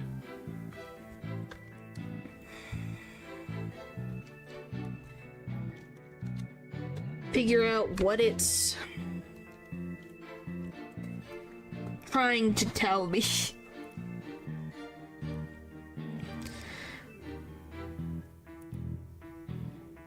Statement 4 says what? She said I'd become an accomplice after losing my alibi due to the pre-recording.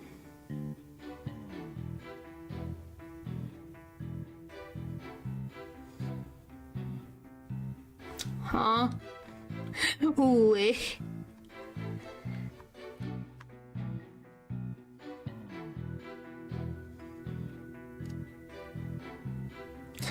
Oh, it's the really? Okay. Okay, so it's apparently the tape recorder on this statement, because why would he try to protect her if he made false evidence? Makes sense. Objection. Okay. That makes sense. Just seemed dumb at first. So let me get this straight. You were trying to help Miss Woods? Ha, that's nothing more than a bald-faced lie. No offense, Your Honor. Such defamation of my character and your hair follicles, Your Honor. It's an outrage. My sex will clarify your statement, but leave my hair follicles out of it this time. Yes, of course, Your Honor. Now, please take a look at this. The witness gave this tape to Mr. O'Connor. Then he slyly whispered, "Take this to the police and tell them you found it." There's no whispering, sly, or otherwise involved. I simply did that out of kindness. It was just like, oh, I'm trying to look for something so deeply hidden. It's the simple answer. It's like, oh. The tape contained our client's voice. In short, it is incredibly damaging evidence. Why would it even exist if the witness wasn't trying to pin the murder on our client? Nothing to say? They say the road to heck is paved with good intentions, but not yours. You never had good intentions, only lies to protect yourself while blaming others. You, Professor, are the embodiment of the dark age of the law. Hooray! Hooray! Hooray! Yep. Oh, we're back again. Why, you little... You dare call my teachings and methods lies?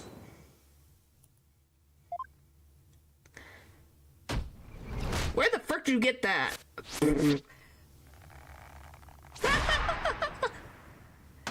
Famous Legal Academy is a proud institution. It's the most powerful in the world. You'll never forget what true education and lawyering means once I'm through with you. Huh? Professor Means, what's with your hair? Quiet! No talking in class. Ow! Okay. Homeroom, October 24th. I have never seen a pigeon's nest. Eyes and ears up here, everyone. Homeroom is now in session. We will begin with roll call. Athena Sykes. Huh? Here? Apollo Justice. I'm fine. Here. For the proper responses here without any extraneous information. Ouch! Here. Next, Your Honor. Here. See, class? That's the proper way to answer. Simon Blackwell. I said Simon Blackwell. Are you here or not? He's the frickin' rebel in the class. There's always one, isn't there? Well, then I'll just mark you absent. Now get out of my class this instant. Get out? Very well, if that is your wish. Who am I to define my homeroom teacher? That's such a good idea. Professor Blackwell is free of his shackles. You just realized that now? You let him go on a walk!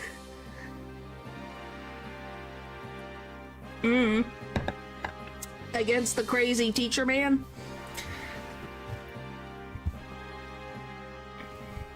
Well, yeah, I think that's the whole point. Up! Guess he can't leave. Ha ha ha, it just so happens I was a member of my high school's disciplinary committee. Of course you were, Fulbright.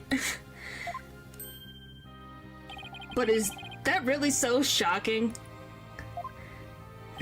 Constabulary lapdog to teacher's pet. What a malleable mutt you are, Fulbright. Very good, Bobby. You just earned a gold star and promotion to head disciplinarian. He just pulled out the globe. All right. Class is now in session. Why do I have the sudden urge to go to the nurse's office with a stomachache?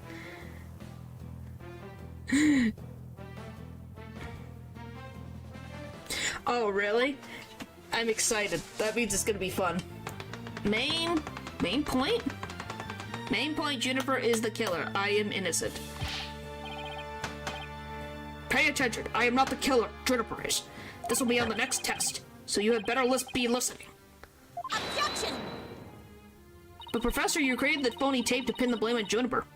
Plus, you were the only one who could have moved the body during the mock trial.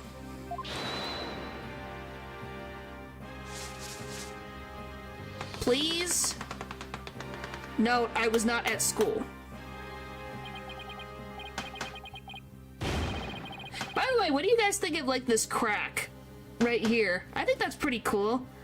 Like, showing the statue, like, aesthetic. I think that's pretty cool. They know you to support me so, to think you would label me a murderer. Now pay attention. The murder occurred on the 23rd between 6 and 8 p.m. But I was already at home by that time, so how could I have been involved in this crime? Between 6 and 8 p.m., were you now? You were home. You were home. Were ya? You were home. You were home. Yeah, someone probably very much worked very hard on those letters. Crack in the facade, no. Probably. But yeah, he was not there. He wasn't there. We got at least 2 witnesses that are here in court that can say you're bull crapping.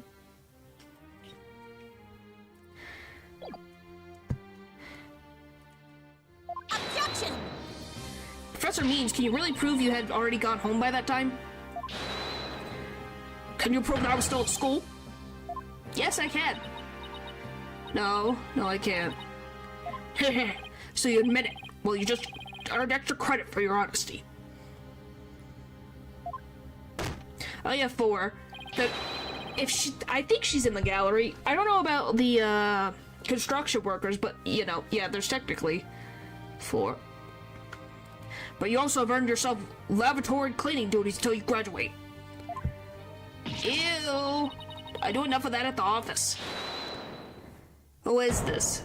Okay. Oh, it's Robin.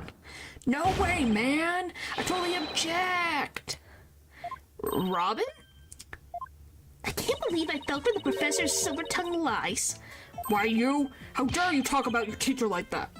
I'm not listening to you anymore, man! No way, no how! Good for you, Robin. Now, I have a confession to make. You know those 2 statues that were on stage? I didn't make them all by myself.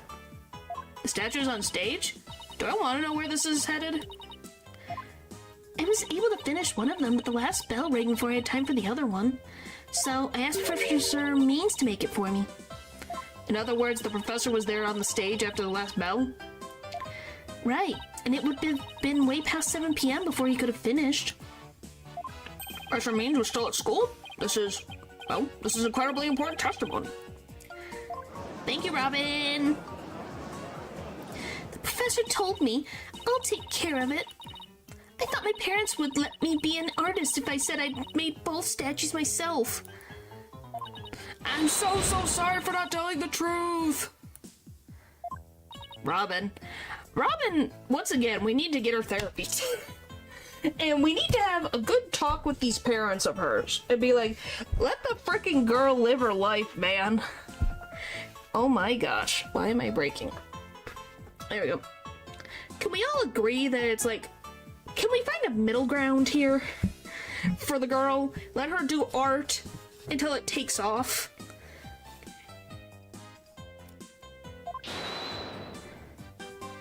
Quick, somebody get this juvenile delinquent out of my sight. Simon, you're head honcho among the delinquents. Do something. Its name is Aristotle Means, so technically any means. Ah! And who's in charge of the class pet around here? Not interested, but if you want a class in swordsmanship, I'm your man. Of course, only real blades will do. You don't have one.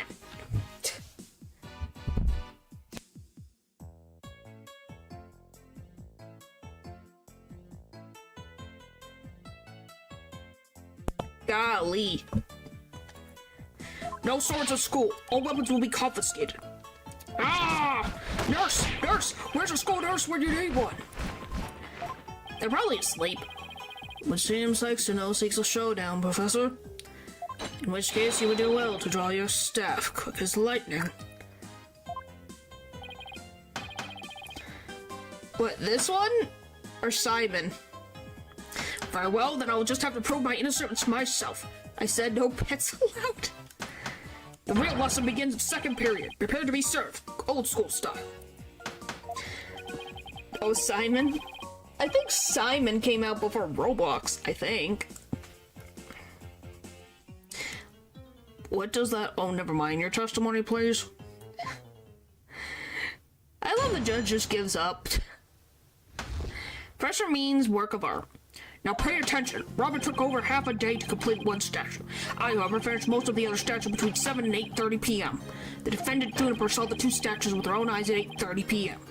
Completing a statue so quickly meant I could not leave the stage for a single second. How could I have possibly had time to go to the art room and commit murder? Main point is Juniper is the killer or something like that. Dark aesthetic in the hair. Well, he's supposed to be ridiculous. He's supposed to be chuny or, you know, cartoony.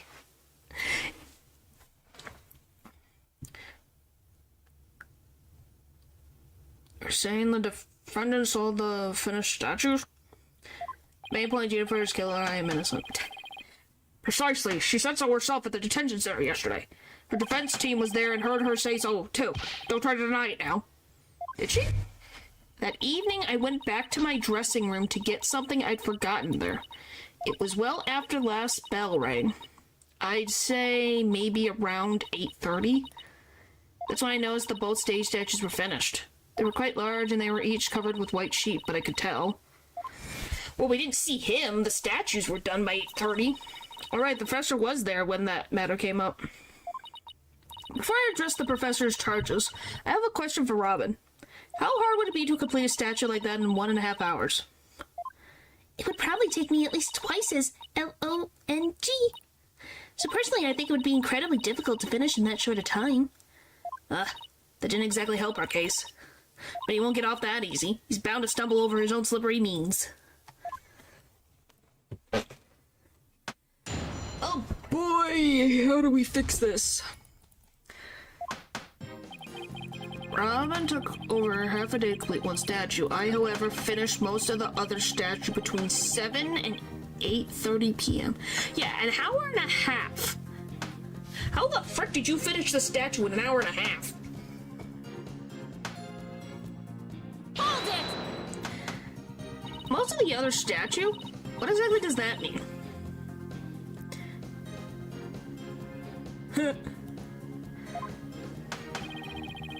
Robin created the basic outline of Mr. Wright's statue before the last bell rang.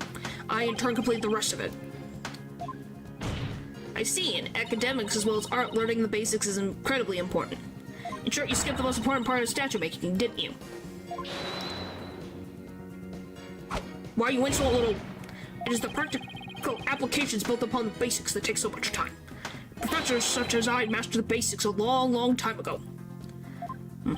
Unlike Miss Fancy Pants here, who lacks all lawyerly fundamentals. She just graduated from lawyer school. Give her a break. She is the most freaking greenhorn out of the greenhorns that we've seen in this series. I'll quiet you. Now do you understand? I did not leave the stage until I was done. Well, Miss Sykes, do you accept the witness's claim? Between 7 and 8:30. I have no freaking idea.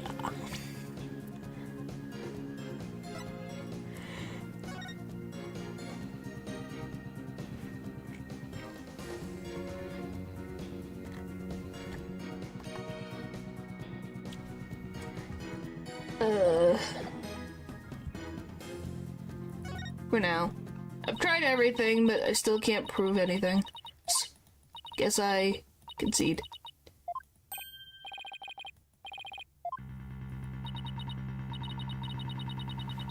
Yes, have some dinner.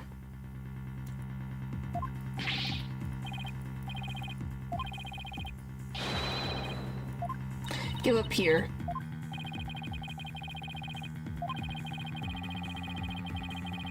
Objection! Not yet. The defense still has an objection. Athena, you've thought of something? Well, as I said, not yet. Also, it's time for legal smoke and mirrors. Well, not yet. You could make a sandwich. Like a peanut butter and jelly sandwich. It doesn't have to be a big effort. Or something you can microwave. Not yet, Athena. It's not time yet to quit. It's time like these when these seems like there's no way out that you have to... Yeah, I have to turn the case upside down. I can't believe I got this right on the first freaking shot. Instead of focusing on whether Professor Means could have gone to the art room, I should focus on how he could commit murder without going there.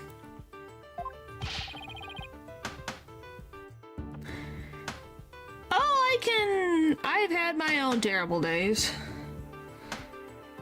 Then have something that you, like, have a treat for yourself then. Just go eat something, anything. Some type of food. James, our young lady has a bona fide idea. But I'll use any means necessary. Even casting stones. If it'll distract her. Ah! You brought this bird to school! Well, there. You ate something. If that's what you want to do. Sykes to know if I hear one word of your usual jibber-jabber, I shall have your head. The murder occurred in the art room, yet the witness was on stage. How do you propose to fill the vast gap between the two key facts? Alright. If I accept the premise that the professor was on stage the entire time, the only other answer is that we've got something else wrong. Wait, that's it. Every last one of us made a huge mistake. We were totally wrong about the...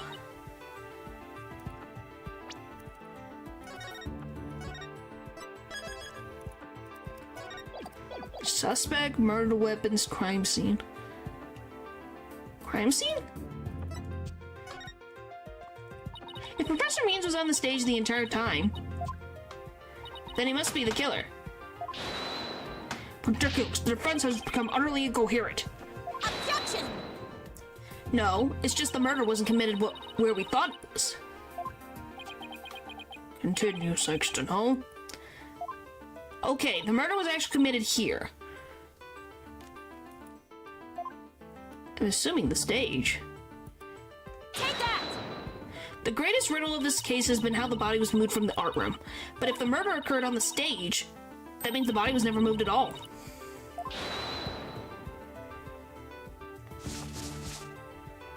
The murder occurred in the art room. Silly girl, when the body was found, there was not a single drop of blood on the stage floor. Surely there would have been some blood if there where the murder was committed.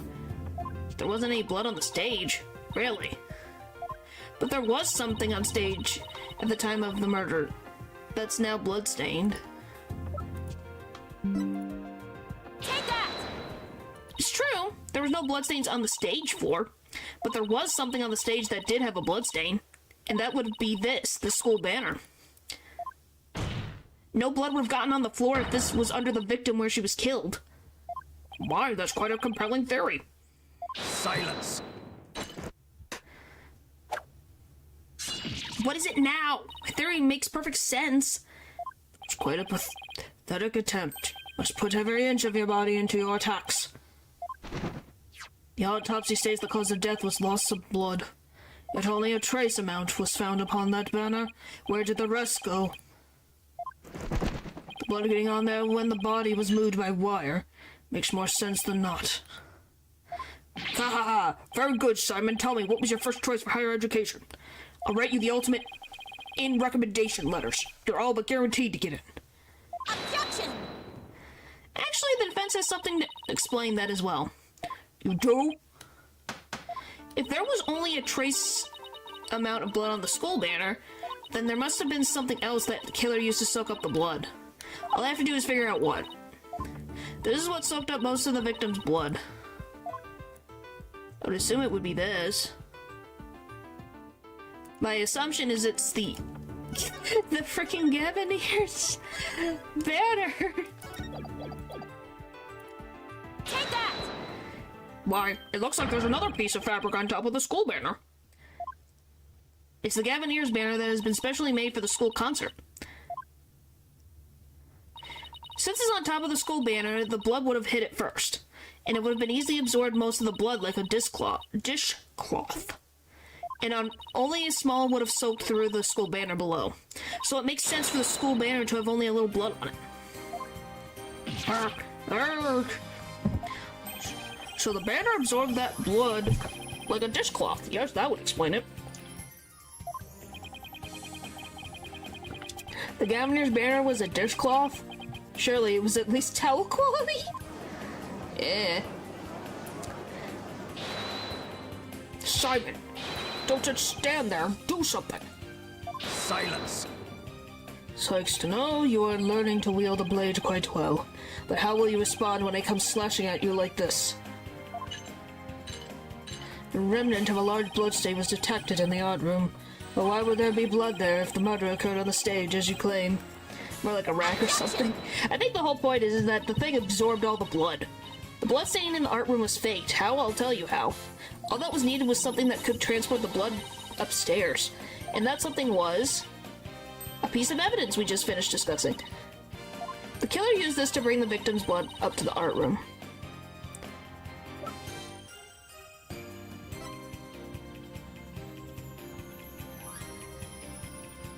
Take that!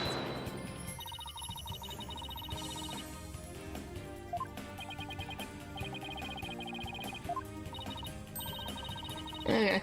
My whole point is that I still don't like Blondie. Who? Gavin? Or Christoph? Nope, Christoph. Collie. Clavier.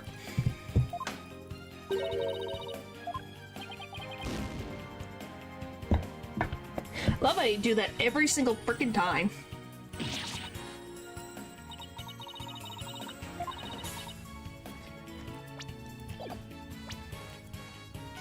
His name's Christoph. No, golly, Clavier. Christoph's the one in jail.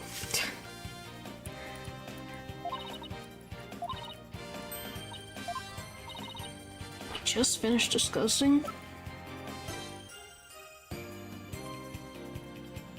Take that! Okay, to think you stooped so low as to present mere garbage to this court. It's only garbage because someone tried to destroy it by tossing it in the incinerator. That someone was most likely the killer seeking to get rid of critical evidence. The killer used the wire to bring the blood-soaked Gavinier's banner to the art room, then the blood was wiped onto the floor to complete the ruse. It makes perfect sense. Ha!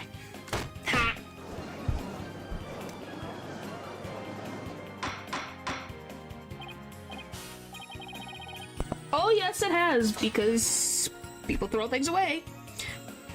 Order, this is quite a development. To think the body was never actually moved. Hold it right there. The body must have been moved. How else do you explain the loud crash of it during the mock trial? It wasn't caused by the body crashing into the statues. Then what was it? I hadn't thought of that. If that loud crash was the body hanging the statues, then what was it indeed?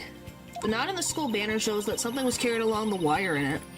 So if that's true, I know what I have to find. Something that was in the art room before the murder and then on the stage after. The object that was sent on the wire to crash into the statue was... It was Our Lady Justice. Take that! Ah! That statue? Yes, I believe it was this statue that broke the other two, not Professor Court's body. The unique statue you see on the right, that's the pure white Lady Justice from earlier. Professor Court accidentally broke it while she was polishing it the day before the mock trial, but she used her own unique artistic sense and technique to repair it, as you see here. No one would have guessed that it was original Lady Justice. Silence. Perhaps you are on to something. Well, thank you.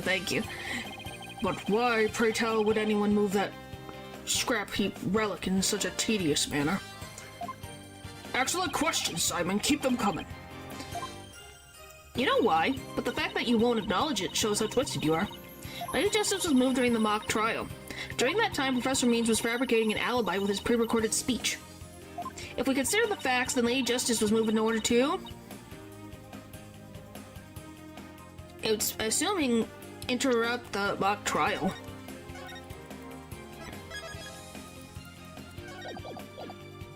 Point us to the body. One of these two. Okay. Professor Means uses pre-recorded speech to create a fake alibi, to fake an alibi during the mock trial. He wanted to make it look like he couldn't possibly have moved the body. Moving Lady Justice was his way of pointing us to the body and cementing his alibi. Ah! It's quite a persuasive argument. For a while there, I thought you weren't taking the trial seriously. Well done. Wow. Your Honor had so much faith in me. Golly.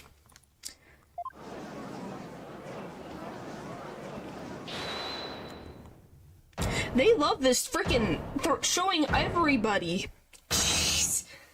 That's the one thing I will say. Can we stop with like the 1, 2, 3? Golly. Their favorite thing to do. They really like hasty judgments over here. Yep.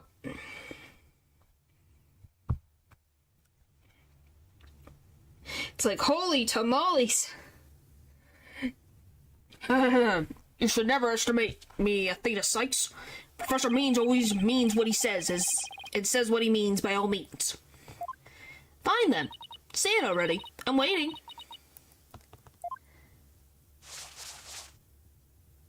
The murder occurred the night before, but the body wasn't found until late the next day. Countless students passed the stage till they met in the lecture hall for the mock trial. The body would absolutely be found. So they answer me this. Why didn't anyone see the body the entire time? That can be explained by, the victim was murdered on the stage and left there. The body would inevitably have been discovered. And of course there was nowhere to hide a body upon the stage. This is not good, Athena. Our claim is as close to being beaten to a pulp. I know, but we've come so far. Consider yourself schooled. Couldn't have possibly killed anyone. The killer is none other than Juniper Woods. It always has been and always will be. Just wait a minute. Poor Juniper, she must be seriously regretting having asked you to defend her. And to add insult to injury, you nearly had Hugh convicted for murder. The ends justify the means is an amazing something, legal something. Surely you have forgotten that little fiasco. I wanted to read that! Athena Sykes' attorney's badge is just for show. What the frick? Not only did you fail to defend your client, you also raised false charges against your friend. You have no right to call yourself a lawyer. He's judging me when he tried to falsify evidence. What the frick? Athena, come back to planet Earth, please.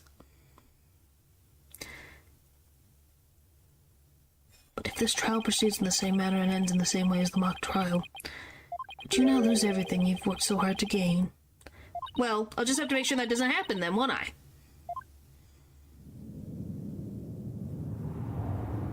Don't tell me I've failed once again. Failed to save someone near and dear to me. I worked so hard to become a lawyer, even study psychology. Has it all been for naught? Am I just doomed to relive all that all over again? Oh yeah, we have Athena's trauma to deal with.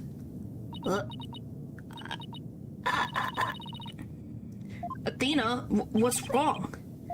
Breathe in, breathe out. Breathe in. Relax, Athena. Breathe.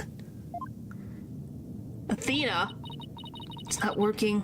Everything's going dark. After all I've done, is this how it ends? Athena! Forgive me, Junie. I couldn't protect you like I said I would.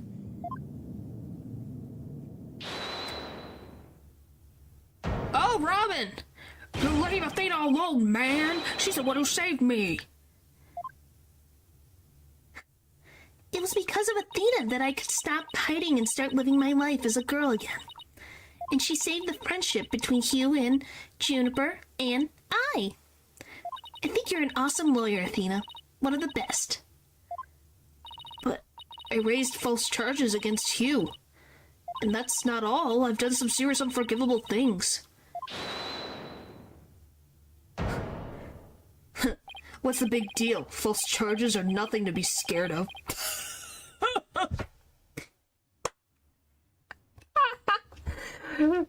Why? Because you're gonna be dealing with a ton of them, Hugh?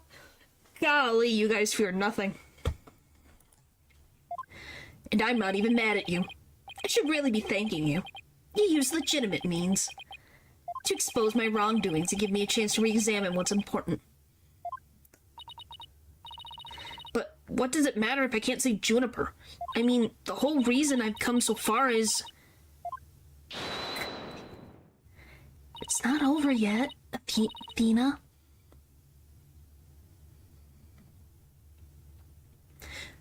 Even now, at this very moment, I still believe in you. Junie, I know you better than most people, Athena. And I know you'd never surrender to the dark age of the law like the professor did. Thank you, Junie, but I feel like I can barely breathe. I don't know what to do. Silence. I love everyone's just letting her frickin' have a panic attack. Stop your bleeding this instant. You look an utter fool. Prosecutor Blackwell? There's one who awaits you, is there not? And that is the reason you have studied so very hard. Are you prepared to give up all you have worked for thus far? Would it not do you? Have you disappointed you know who? Ha ha ha! You're wasting your time. You have nothing on me. No evidence or anything else to establish my guilt. The bright and cheery dark age of the law where the ends justify the means, I think it's what it says. You are helpless before the might of lawyers from whom the end justifies the means. Objection! Don't worry, Athena. You're doing fine. Truth will always win against people like him. But Apollo, what am I supposed to do now? Listen, all you have to do is take a deep breath and look back over the entire case.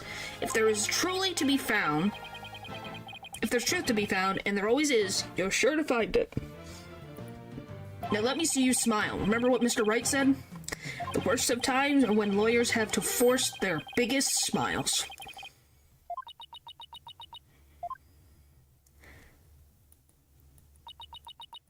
Come on, Athena. Come on, Athena. You can do it. Thanks, everyone. You don't have to worry about me now. The worst of times are when lawyers have to force their biggest smiles. She's back! Athena Sykes is psyched and ready to rock. Prepare for your utter defeat. Ooh! We're at the pinnacle! Hooray! Alright. Professor Court wasn't killed in the art room. She was killed right where her body was found. We know because there wasn't any time to move the body from there from somewhere else. That means the body had to have been hidden somewhere on stage until it was found. Let's think along the lines and see where it takes us. First up, when did Professor Means remove the body from his hiding place? Let's see, what was he doing right before the body was discovered? He was using the span of time his fake alibi created to move the body where it would be more easily spotted. Therefore, the only time Professor Means could have removed the body from its hiding place is during the mock trial? Why was moved during the mock trial? It was during the mock trial specifically. During the speech? Professor Means moved the body to easily seen location during his long pre-recorded speech. The professor also moved something to the stage that wasn't there before, specifically the body? gold statue, the white statue, the white statue? During the mock trial, Professor Means wrapped the White Lady Justice in the school banner, instead of zipping down to the stage with a crash, killing 2 birds with 1 stone. He drew attention to the body and made it look like the murder occurred in the art room. Welcome back. But you missed Athena's freaking panic attack. But was there anywhere to hide a body on that stage? It doesn't seem likely. No, there has to be some place. Wait a second. How about something that should have been finished but was only mostly done? Was something used to cover the body up, but it didn't draw undue attention because it looked like it belonged there on stage? In that way, no one would suspect there was a body hidden there. The right statue. The body was hidden by right statue. Is that freaking creepy as all get out? That Phoenix Wright statue was used as a cover-up for the body? What the frick? That's terrifying. Phoenix, you really need to... priorities, man. Oh, I know, the Mr. Wright statue was never actually finished. The body was wrapped under some cloth to hide what was really inside, cleverly disguising it as the boss's statue. She did it! Miss Newman gave up on the Wright statue, yet Professor Means finished it in a single night. Yes, that's what an impressive feat that was. No, he cannot. Objection! No, his so-called work of art deserves none of our praise. That's because it was only a facade to hide his real work. The murder of Professor Court. Come again? I'm afraid I don't follow. He hid the body by making it look like the statue of Mr. Wright. With the body wrapped under a piece of cloth that looked just like a statue. What? I second the what? Now this is getting interesting. No, this is getting preposterous. How would such a thing even be possible? Objection! Oh, it's not impossible. We'll never know until we try. Uh-oh. I think I know where this is going. Apollo, are you gonna be the guinea pig? Okay, Apollo, time to turn me into a reasonable likeness of Mr. Wright. Okay, I thought it was gonna be Apollo over here. Way to pose like the statue, like so. And now I want you to wrap me up in a cloth so it looks like a statue. I hate to ask the obvious, but where am I supposed to get this magical cloth?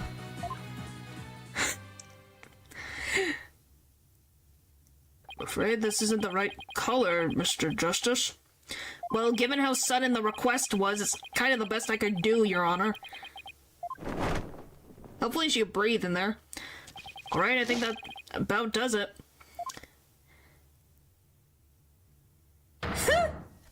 Sorry.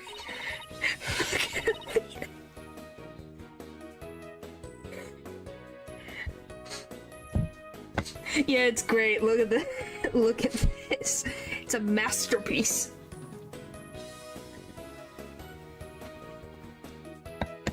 Why do you hate this? It's funny. Well, what do you think, everyone? Do I look like a statue of Mr. Wright or what? Looks like some random person to me. Weren't the statues a pair of busts? Phoenix Wright has that spiky hair on the back of his head. Forget the hair. The statue's head is way bigger than your average person's head anyway. You gotta hand it to me for trying anyway. Wait, that's it. The hands. Her arms are raised over her head, and there are dark bruises around her wrists. Yeah, the wrist was probably tied with something. The marks on her wrist indicate that she'd been tied up. Apollo, tie me in a new pose. Wait, you're not into this kind of thing, are you?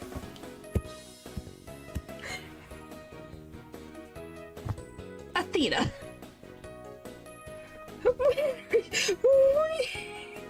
Where are you going with this?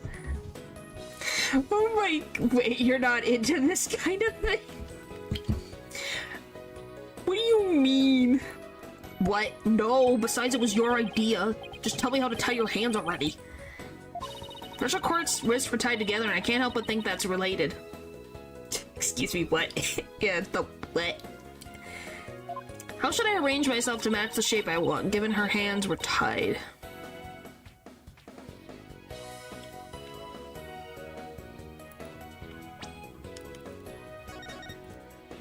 What the frick? Hetero? What would it be? In an objection pose, she's in the objection pose. Behind her back...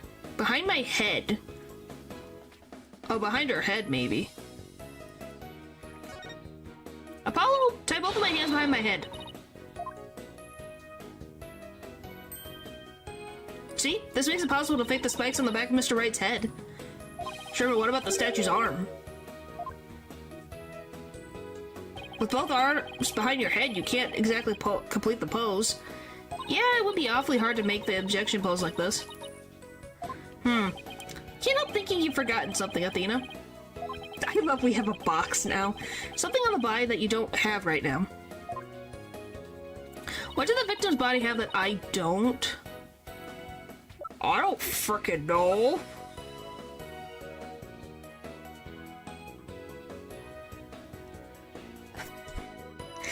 What are you on about?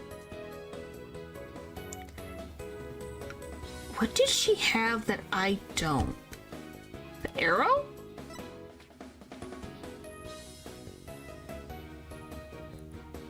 Take that! Oh right, there was an arrow sticking out of her side. Okay, Paul, take that and plunge it into my side! What are you, crazy? Finally, go get some duct tape. Rapido, Shadow. Alright. I don't need to know other languages to know bossy when I hear it.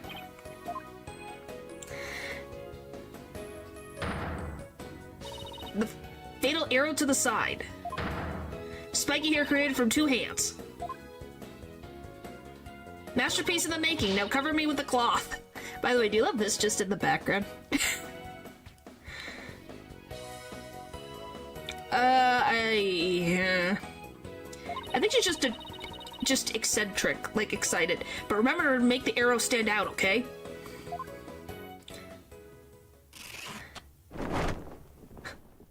Why are you guys like this?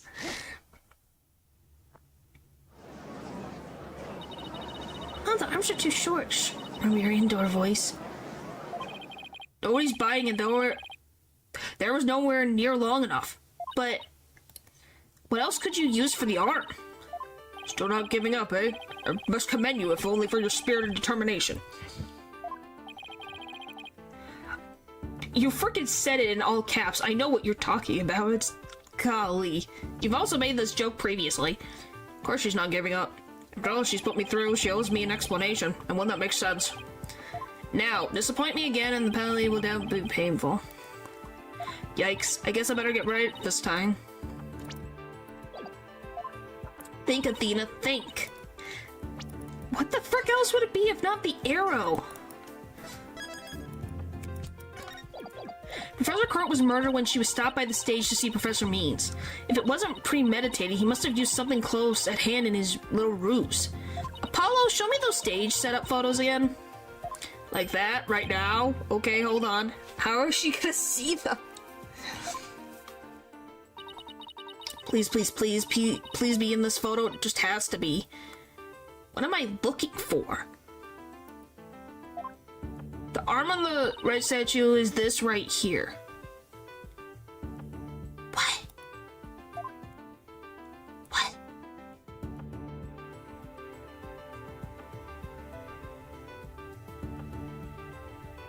Huh? Yeah, she was. What? This? Is it this? What is it supposed to be? Huh?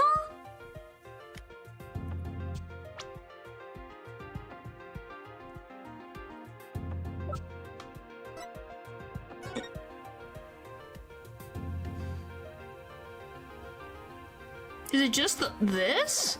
Is it just the statue itself? The globe holding thingy? He's holding it in his hand still, though.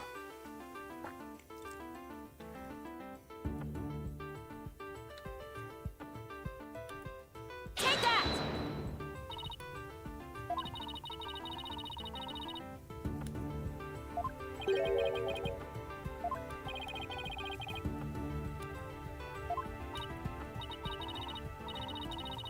Okay, it's not that. I love she's still doing this while covered in the cloth.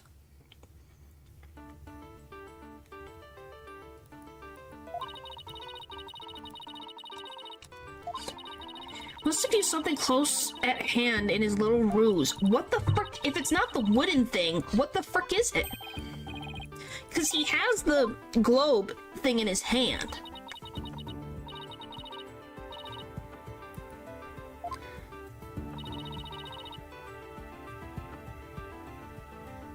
Plus, it might be the globe thingy.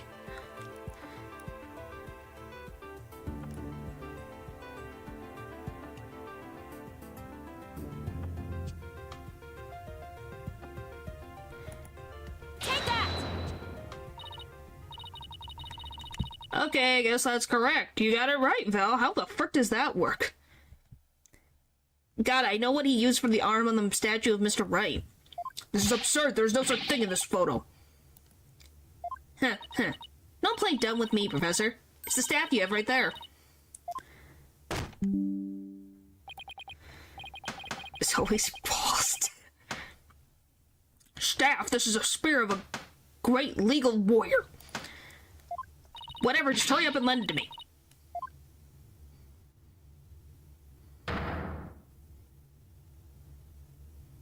The length is perfect. Mr. Wright couldn't possibly object to such an awesome arm. Okay, go for it, Apollo. Sure, I'll give your arm a hand. Cloth and binding coming right up.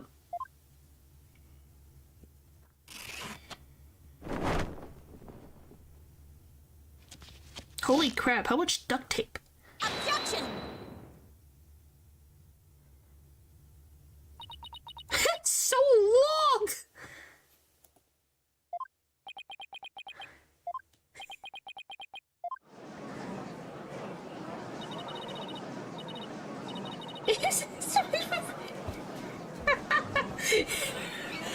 Is this how they see Phoenix? With a long arm? It's Phoenix, right? Look, it's that famous lawyer. Definitely him. I know that pose anywhere. We did it, didn't we? Ha ha! Ha ha ha ha ha! Well, am I not the spitting image of the legendary Phoenix Wright? The man who will bring us out of this dark age and into the area of brilliant golden light. Long, long man. It's long, long arm man. By the way, you know Phoenix is probably freaking holding his head and going, oh, why? Why? Why? That's what I think. Golden light, I see it. All I see before me is the pink specter of a man. Ha ha ha! Ha ha ha ha! That's just because Mr. Wright likes his statue. He's positively tickled pink! Get it, Apollo? He's tickled pink! Blah. That joke deserves a pink slip. Seems the gallery is quite impressed with the defense's sharp thinking. And the witness? Blah, the resemblance is nothing more than a coincidence. Objection! But then how did he get the staff back? Well, I guess he's the one who did the whole thing, so I guess he could get the staff back. Not so fast there, Buster. Unfortunately for you, I can prove my theory to be more than mere coincidence. To prove that his spear was thrusted into the victim, all I have to do is... It's not gonna be frickin' Prince, you just touched the staff.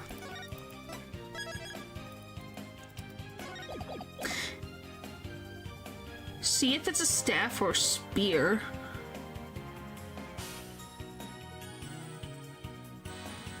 Test the spear for blood. We have assumed the victim's jagged wound from the arrow being forcibly shoved in. Hell yeah!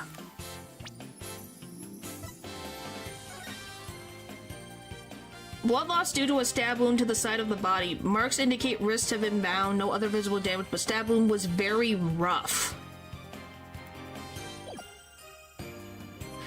Huh. But if the wound was from the spear instead, then we would be able to detect traces of the victim's blood on it. Your Honor, a brief recess, if you will. By any means possible. What if I get rid of my spear? Wait, what if I burn it?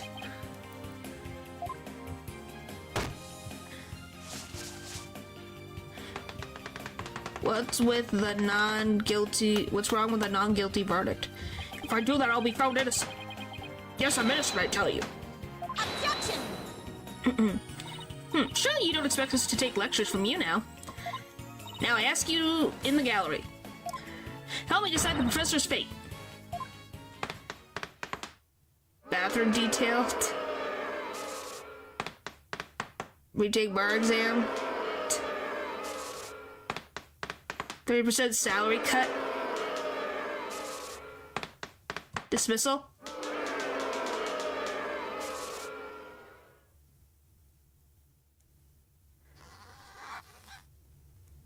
He can't do it, can he? Holy crap.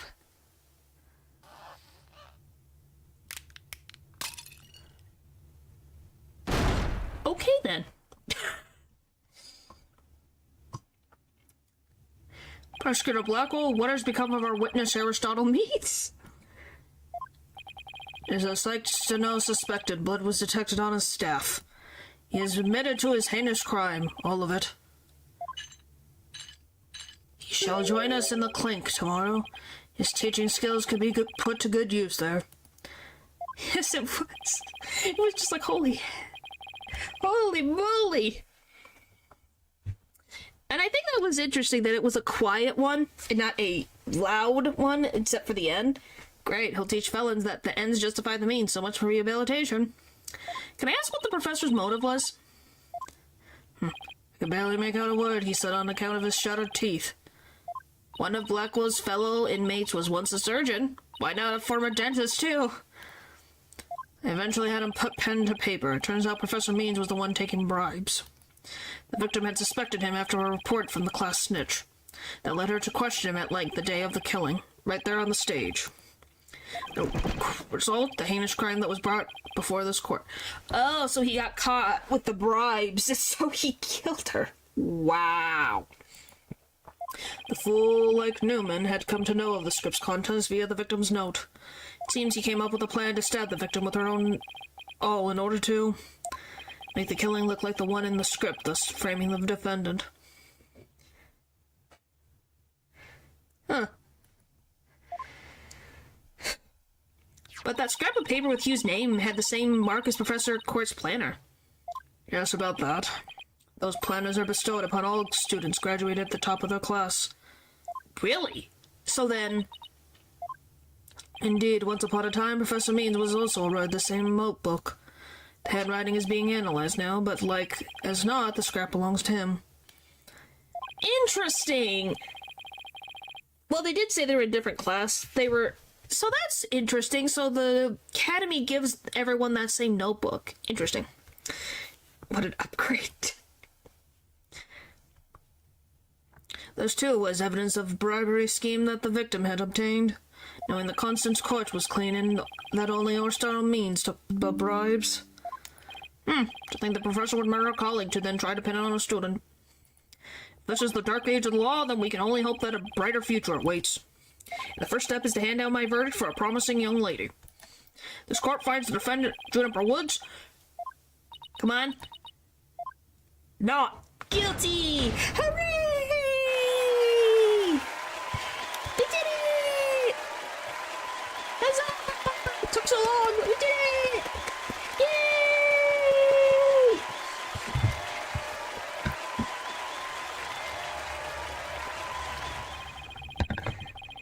Yes, huzzah! I wish you all the best on your road to becoming a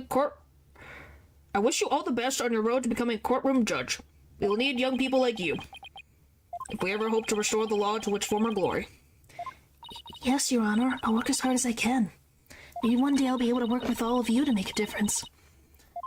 Proudly serve Professor Court's memory. Do not let her death be in vain. That's the last thing I expected to hear from him today. Court's adjourned. Hooray!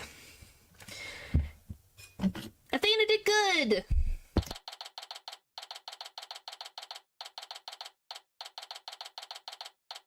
October 26th, District Court, Defendant Lobby number 3. Thank you, Athena. I really mean it. It was nothing, really. I could take the biggest tangled mess of a case and unravel it just like that. It's definitely very funny. And dramatic. I don't know. It looked pretty wound up there at the end, figuratively and literally. You look pretty hungry for a knuckle sandwich, Buster. I wanted to thank you too, Apollo. Don't mention it. Well, you can't say that at least it made sense. Of, like, the murderer's motive made sense. Yeah, it'd be kind of interesting. You were always there for Athena when she was in a bind, and at the detention center where your smile gave me hope when there was none. It was like the warm rays of the sun shining down on a peaceful woodlands. Oh, is this how she fell in love with Apollo? So this is where the crush begins? I think you're an absolutely amazing person. Hello, I help too. Juniper, hello. Yes, natural. Thanks, Juniper. It means a lot to me. But still, I have lots of work to do, and I can't wait until we see you on the judge's bench. I promise you'll get there someday. That's why until that day, I'll... Guys, I've got some big news! I mean, this is huge! Oh, am I interrupting something? What the frick does that mean? Did you mean to put a space? No, it's okay, I think. So what's the big news? The school festival! It was supposed to have been canceled after what happened, but... Forgot to put him in this outfit, gosh dang. You just got a call. In memory of Professor Constance Court, who worked so hard to make it happen. The festival is being extended one extra day until tomorrow. Really? Oh, right. You don't like 3D Trucy? Oh, another animation. Well, that's nice.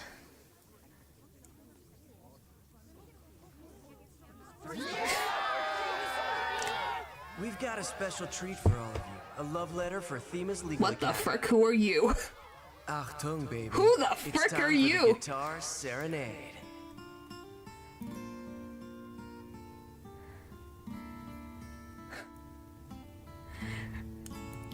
Did you guys hear him talk? That he sounds that doesn't sound quite right. He doesn't sound German. What the frick? It's not a bad voice, don't get me wrong, but where's the voice? He's supposed to be German. There's no German anywhere. Where did it go? Does it just not exist? Did we decide, nope, it don't exist? Excuse me. What? I'm so confused. I need to listen to this again. Holy jeez.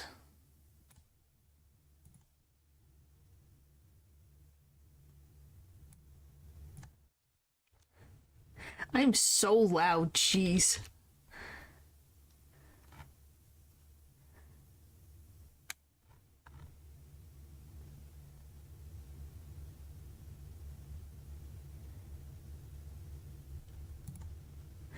Oh my gosh, every time I hear it, it sounds so weird. Well, what do you think, guys? Do you think that fits him? It fits the pretty boy, like, pretty boy flirt that he has going on, but I can't. He's supposed to be German. He's got a German accent. Where's the German accent? Like, it doesn't have to be, like, really, like, stereotypical accent, but there was an accent. It exists. Just like Francisca has an accent. It would be weird if she didn't have one. She freaking went to Germany. So I don't like him, but it doesn't fit. Yeah, because it's like, once again, it fits the theme of like, oh, he's the guy who flirts with all the ladies. but it doesn't fit that the character existing. Like, I don't know if he was raised in Germany, born in Germany, but he has a German accent. Where did it go? Did it just disappear into the abyss? Has he been here too long in the States? Is that what happened?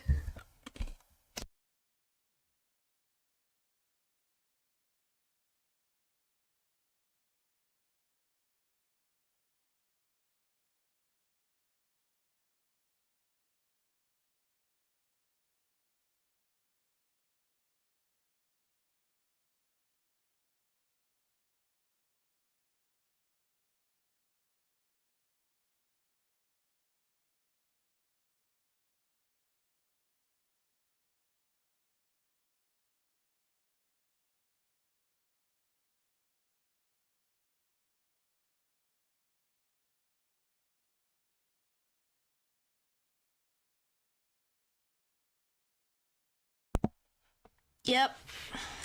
Sorry. I'm fine. My model was being weird. For some reason that happens. Anyway. My point is, I don't like when they cast people for a role that has specific things already established for them, and they just nope. It got possessed. It's called for some reason, and I don't know what causes it, but it will, as you can see, glitch out. For some reason, it just glitches out. So I have to reset it. It doesn't happen all the time. It just depends. But yeah, do we all agree, before we move on, that that was stupid? But yeah, nothing against the voice actor. The voice acting sounds good. Just, I expected something else, that's all. That voice definitely would fit in Ace Attorney with somebody. I don't know who. It just doesn't fit the character. That's all. Just wanted to preface that. The voice actor did nothing wrong. They did really good. It sounds good. Just doesn't fit the character. Anyway. October 27th, Themis Legal Academy. 3rd floor lecture hall. Wow, that was so much fun. School festivals are amazing. I think you and Robin are getting a little carried away. Aw, your singing voice, Juniper. Can melt my H-E-A-R-T.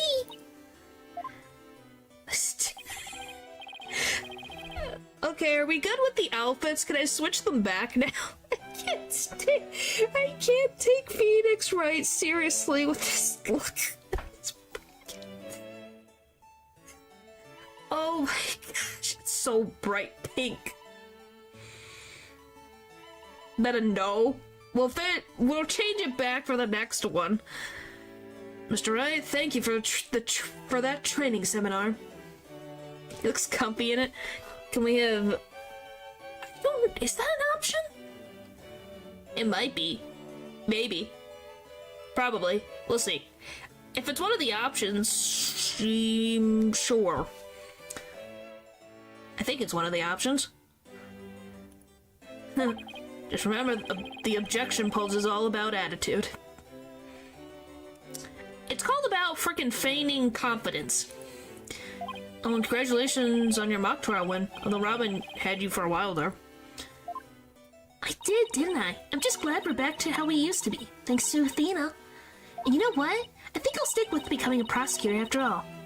I'm going to make up for my mock trial loss by winning the real deals in court. Mock trial loss? What loss? Wait, did they reprise the trial and Hugh won?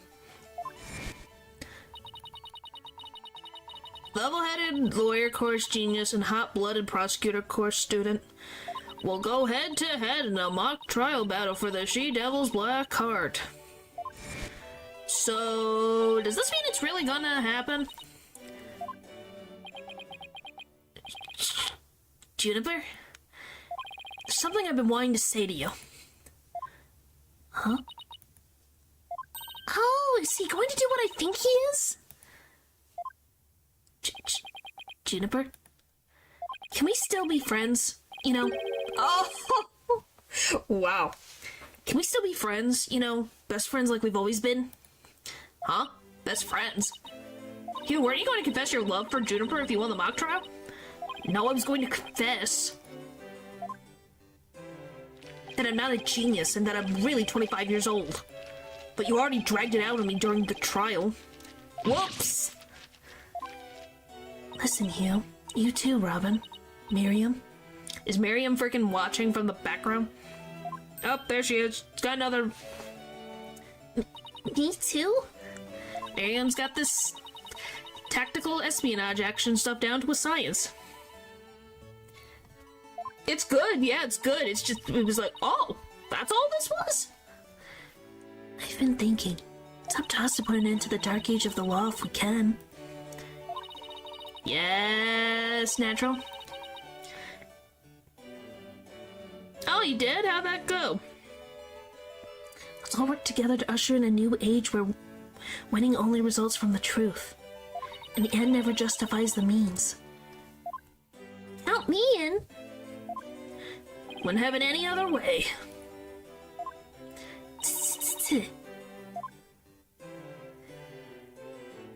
Best friends forever, huh? No matter what anyone says, nothing beats true friendship. Said Canadian 55 favor syrup. Wow.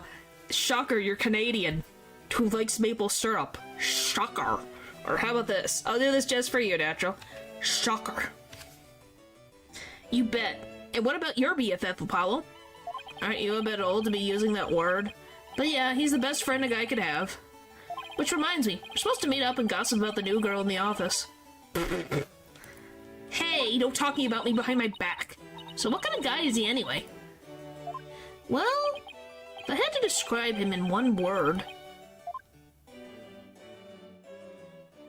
And so after some slight arm twisting, Apollo promised to bring me to meet his friend. Unfortunately, that promise was never meant to be fulfilled. What?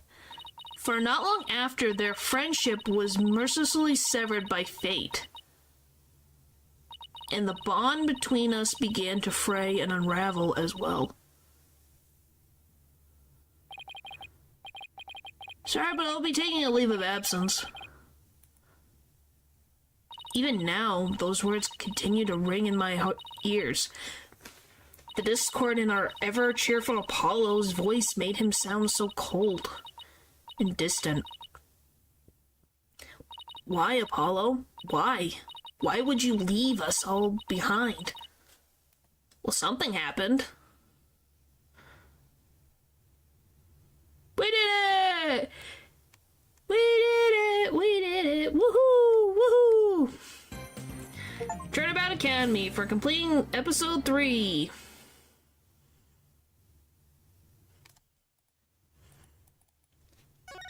So yeah, what do you think happened with this friend?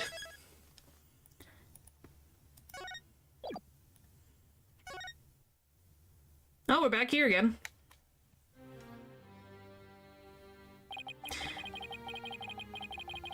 The courtroom exploding incident and terrible attack launched by the will of a madman. The incident perfectly symbolized the state of the legal world in this dark age of the law. Mr. Wright brought it to a resolution of sorts.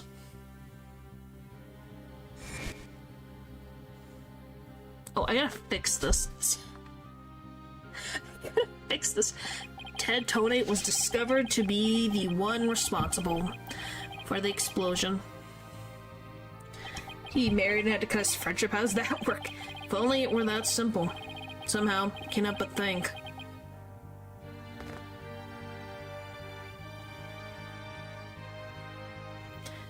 That there's a darker influence at work. One that's lurking in the shadows waiting. That's why I want to review the trial that was taking place when the explosion occurred. Oh yeah, there was a trial going on. After all, I've got more than a few personal stakes in it. Episode 4, The Cosmic Turnabout.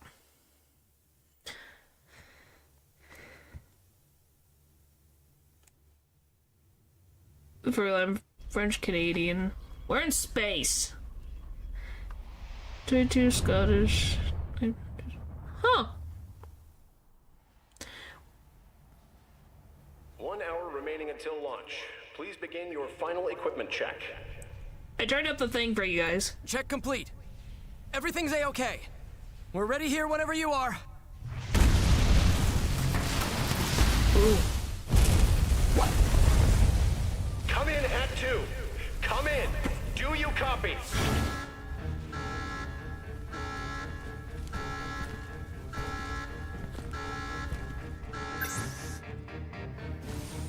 Well, means they were in this one first then.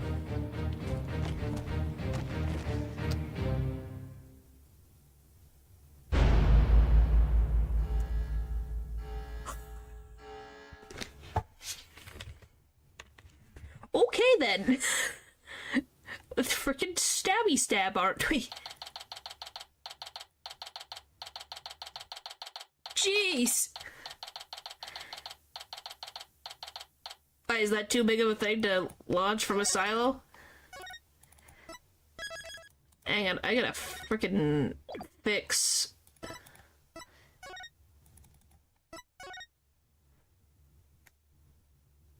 I did save my game, what do you mean?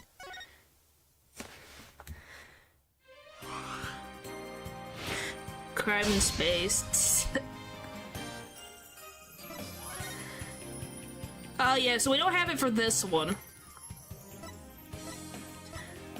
It'll be the next game that we have the Phoenix can be in a beanie.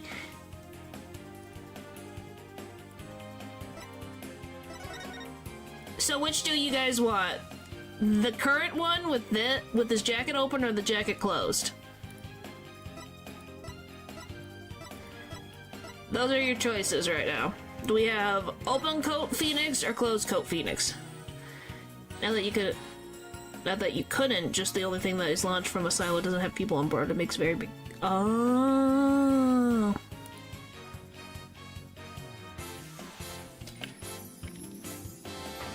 Especially the open one. So the current one.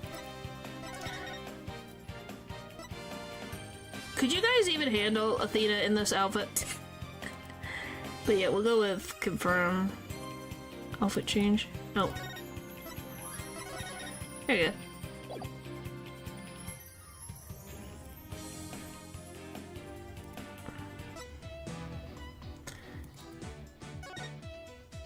Oh no, he has the...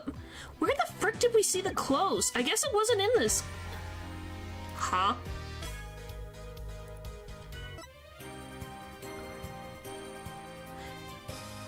What the frick? Never mind, I guess it isn't in the next game. He has the... I thought he did. No, he has the tiger one. It might be yours. I'm not having any issues. So yeah, I guess we don't get the beanie one.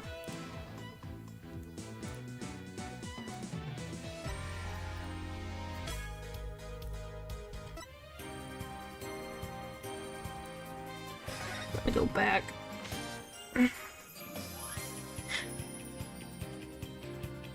What do you mean Trebian? It's Trebian. What, you want to know about Trebian? I can explain it to you. I can explain that costume to you. I can explain it. It's very simple, actually. It was in the same one where the tire existed. It's a frickin' guy. Unless it's not French. It's supposed to be French. It's the frickin' waitress outfit for the restaurant. It literally calls itself Très Bien. And it is a French chef that has a rose in his mouth. I guess it's a typo. But that it's supposed to be French. What the frick is that? I have no idea what that means.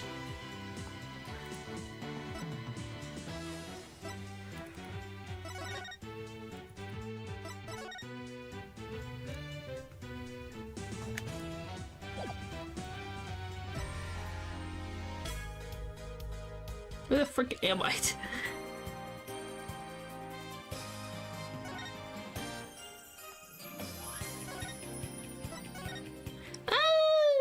I think they're just, well, two of them are references. No, three of them are references.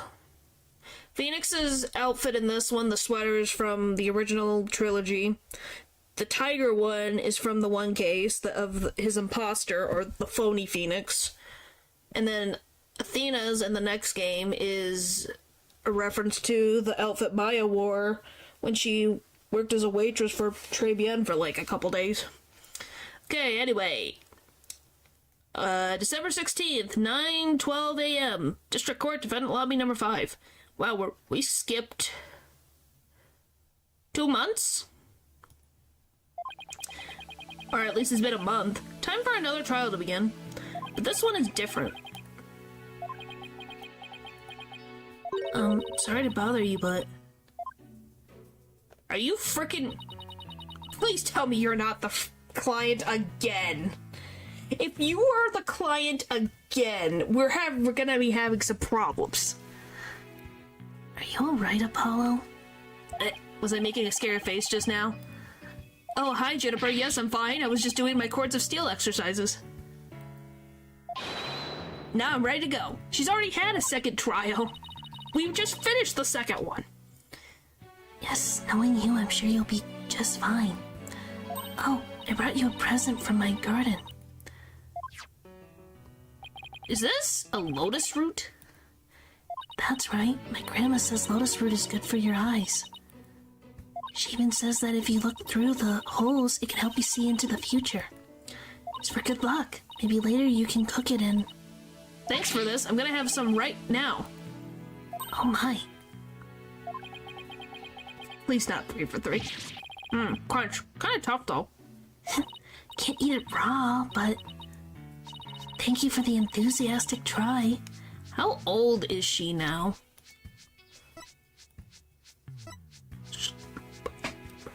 Wait, what is the... So this isn't the same... What the frick did the first thing happen? Because the first trial in this game happened for the second time. So it was after the trial we just had. What frickin' timeline are we in? Well, she's been 18 since the last trial.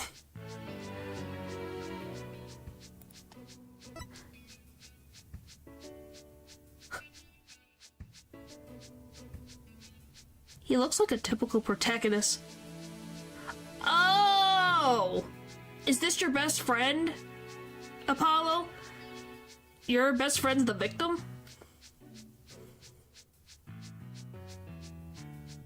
Oh, who's the cool-looking guy on her left? That's what I was thinking. Clay Taryn, the victim in this case. He was a Hat 2 crew member and a close friend of mine. So I think this is his best friend that he was talking about. Yeah, doesn't he look cool?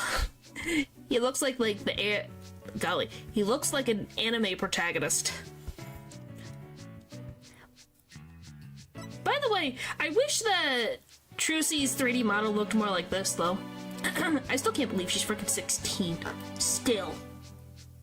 How old? I forget how old she was in Apollo Justice, but golly, I swear she looks older in this picture.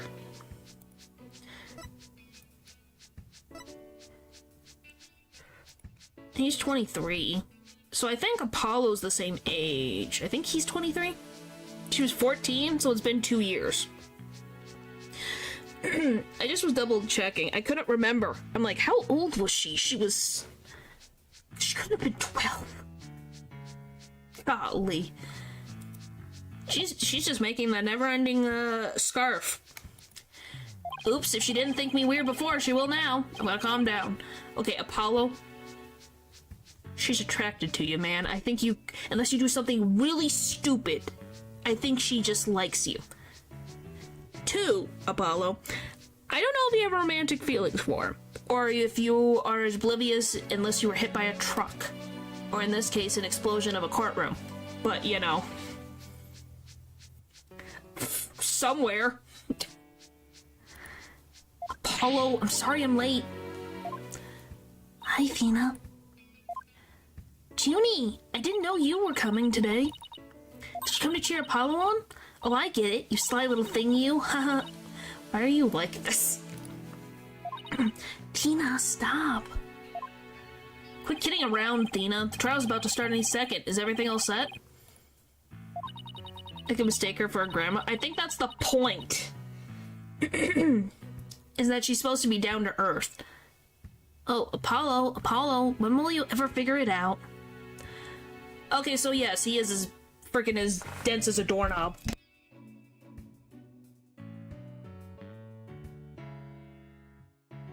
Oh, save us. The male having a dense mind about someone liking them. Oh boy. He's just like us for real, but if the boys, oh boy. Figure out what? Oh boy. Wow, that was the longest sigh I've ever heard. What the frick? You have a rocket for... You have the top of a rocket on your head, good sir. Realistic protagonist for once. Guys, he looks like he has a rocket on top of his head. That's all I see, and I can't stop staring at it. It's on her for not making an actual move. She made him stuff. How more obvious does she be if she literally made him stuff?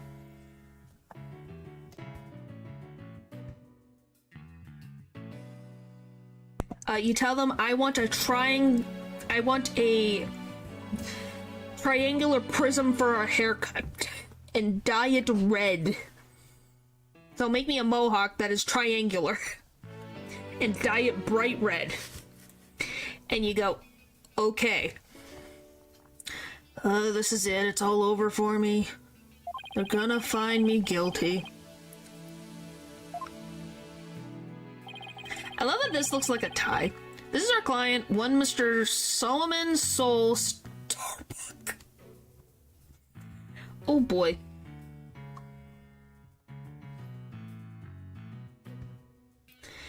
Yeah, but I guess it's... They have to talk. Yes, I do agree that Juniper needs to make it, she has to say something. But, for Apollo, you would think he would ask. A very famous astronaut, which happens to be an acquaintance of mine. You wouldn't know it right now, but he's actually usually a very upbeat and driven person. So we would take till the end of the series for them to be together. Like Edgeworth and Phoenix, of course. Relationships are rough. Yep. Yeah, don't we know the couple that gets the most fan art isn't even technically confirmed couple in the series yet. There's just hints. Yeah. Hey, am I wrong? Like, the only relationship we have technically confirmed is Larry Butts and his multiple relationships, Mia and Godot, Phoenix and Iris / what the frick is her name?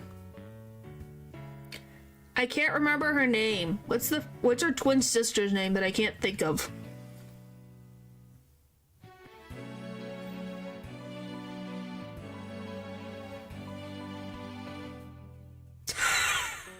What the frick now? Iris, Phoenix's girlfriend. Ex-girlfriend. Her twin. Something Hawthorne. Dahlia. There it is. There's 2 Irises in the series, but yeah, Dahlia. The relationship between... that Phoenix didn't know. That whole thing. Is there any other relationships that I can think of at the top? Oh, Gumshoe's crush on Maggie. Maggie's had a couple relationships. Winston Payne being married. That's a thing on its own. I think that's it. Oh. Well, there's been some people. There's at least one client we've had that had a wife. Mr. Delight and Mrs. Delight. The scene of the crime this time happened to be the Cosmos Space Center. Back in high school, my best friend and I went there almost a little too much. Oh, by the way, I have no context for anything. So, for this whole case, I know nothing. So you guys get to see completely first-time experience with this case. But that's where we met Mr. Starbuck. Yep, completely blind. In this trial, I know nothing about. I know nothing. Well, I know that there's a robot, but that's about it. I know nothing else. I don't know who the killer is. I don't know what happened. I don't know what's going on. So you're gonna see me try to figure this out.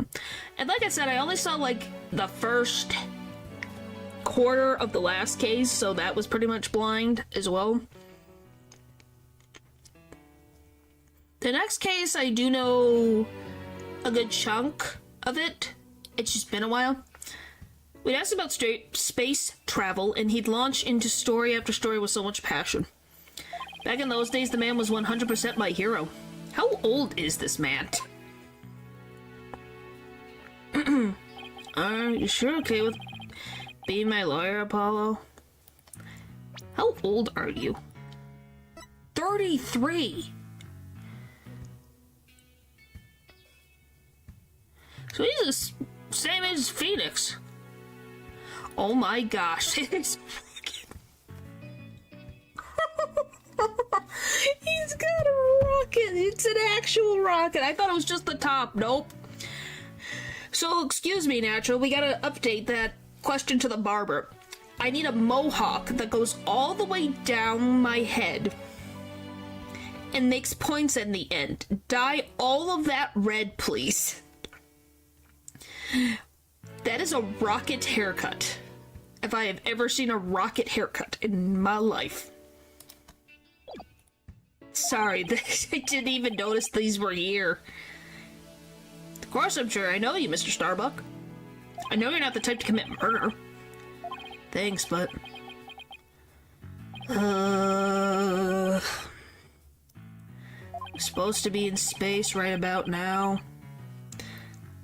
The God I believe. Probably not.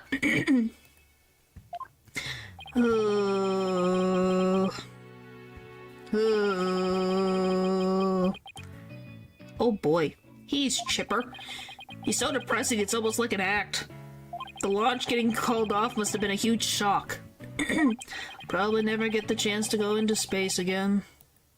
Don't say that, don't stop believing. Besides, you just have to go into space again. Yeah, don't think I could face Clay in the afterlife if I just rotted away in a cell. Clay Terrian? Can't believe he was murdered. I mean, he was such a promising astronaut under your command. Yeah, he was a good guy. Always there to pick me up when I was down. No one loved life as much as him, that's for sure. He was always so full of energy, telling me, "You're fine, Mr. Starbuck."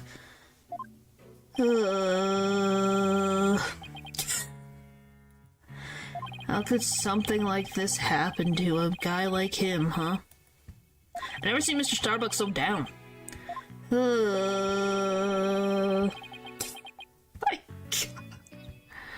Did someone fall asleep at the keyboard? Clay is gone and I'm going to prison. Wish I could burn up like a shooting star right now. Mr. Starbuck, you'll be fine. Ah! What is it? What's with the yelling? I'll get to the bottom of this today, you'll see. In exchange, I want you to go back into space for you and Clay. Promise? Does that mean you have lots of evidence to prove my innocence? Oh, well, about that...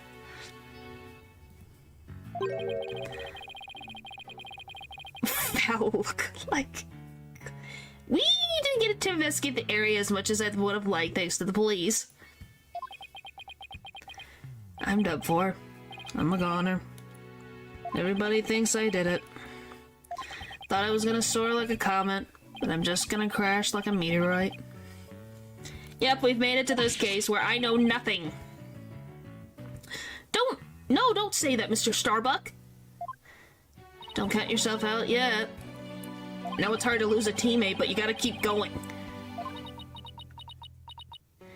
What about you, Apollo? What about me? I was just thinking, wasn't Clay your best friend? We need to focus on the trial right now. Are you ready to go? Do you think he's doing this, besides the fact he wants to help Mr. Starbuck, but so that he doesn't have to think? Have to deal with his feelings of losing his best friend? I feel this is a coping mechanism. Apollo. Trial is about to begin. If the defense would please proceed to the courtroom. Yeah, this seems to be, so he doesn't have to... He doesn't want to grieve. Apollo, you need to grieve, man. Let yourself grieve. Means he mattered. It's not a weakness. Okay, here we go. This is it. This is one trial I can't afford to lose. You were eating a brownie. I hope the brownie was good. For Clay's sake and our clients, I will find Clay's killer. So, was this the case that the courtroom exploded? But why? I thought that's confusing. You can relate to this guy? Yes, the sighing. December 16, 9:55 a.m., District Court, Courtroom number 4. Court is now in session. All rise. Oh, we're in the past. Yeah, it's gonna be a heck of a case. Yeah, this is, I'm assuming, the case that happens when the explosion goes off. Because if the timeline's a little weird, but the first case, we see the explosion. There was a case going on. There was a trial that Apollo was defending for, and then the explosion went off. Yeah, he hasn't gotten them yet because the explosion hasn't happened yet. Of course, now in session for the trial of Solomon Starbuck. Oh, there's a Band-Aid. Why do you have Band-Aid? What? What?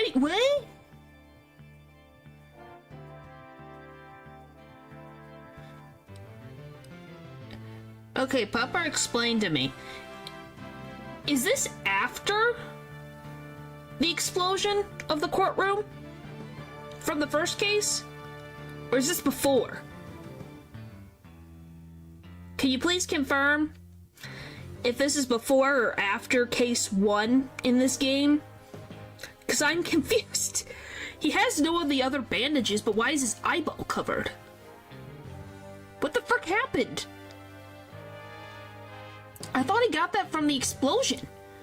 Unless this is, like I said, unless it's later.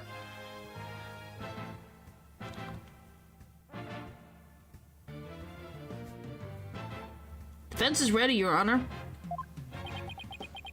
Excuse me, Mr. Justice? Yes, Your Honor? What happened to your eye?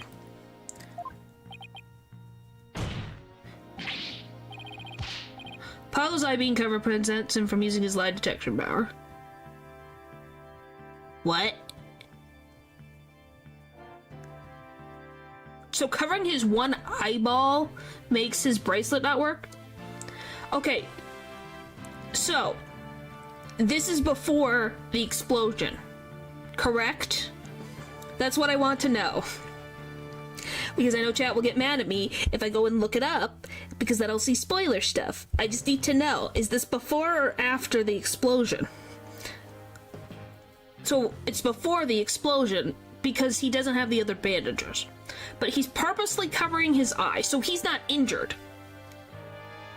I thought this was an injury. Before, I think.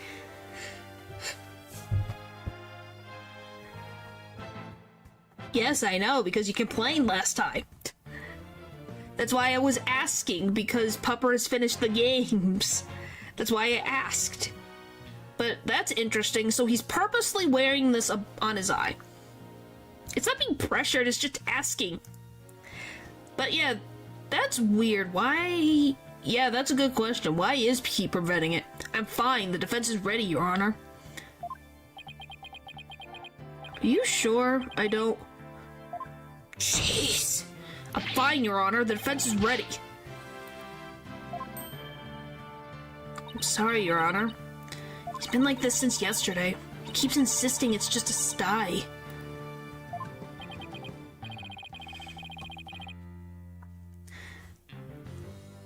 Yeah, like Apollo over here. Sorry if you felt pressured, Pupper. It wasn't on purpose.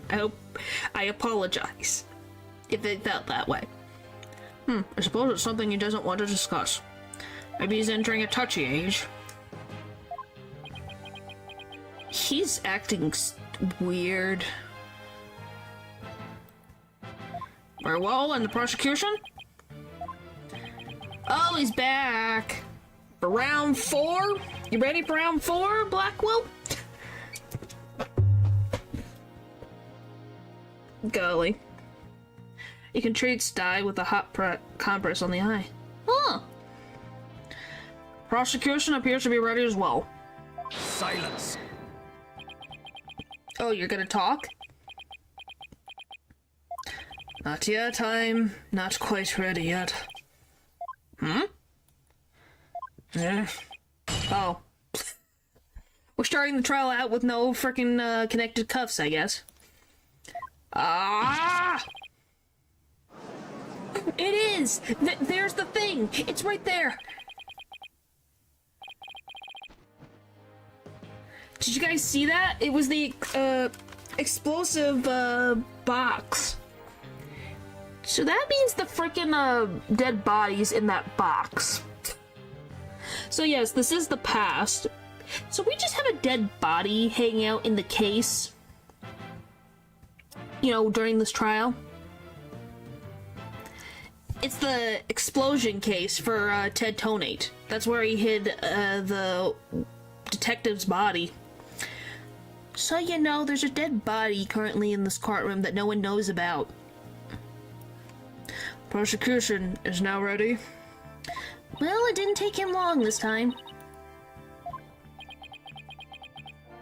What's up with Blackwell?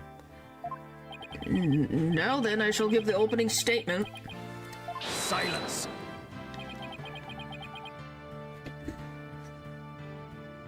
It was fun. Don't get me wrong, it introduced a lot of interesting... I think it was a good introductory case.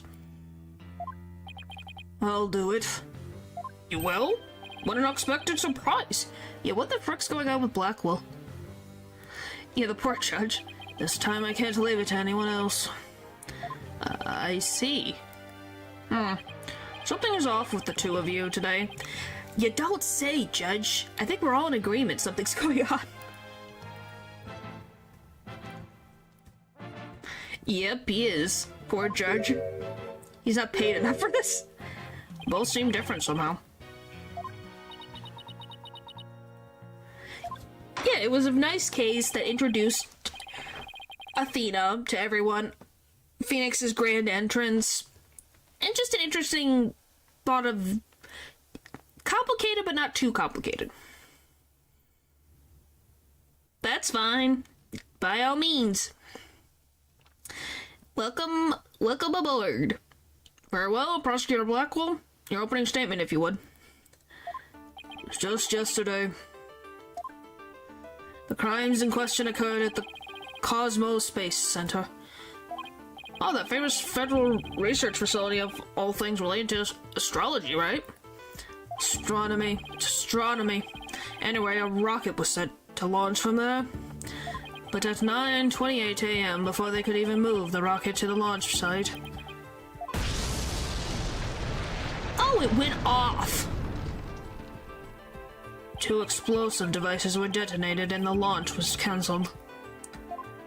A word, too explosive? How dreadful. The defendant in today's trial is charged with both the exploding and with murder. one Mr. Solomon Starbuck. For whatever inane reason, he detonated an explosive on the rocket he himself would be in.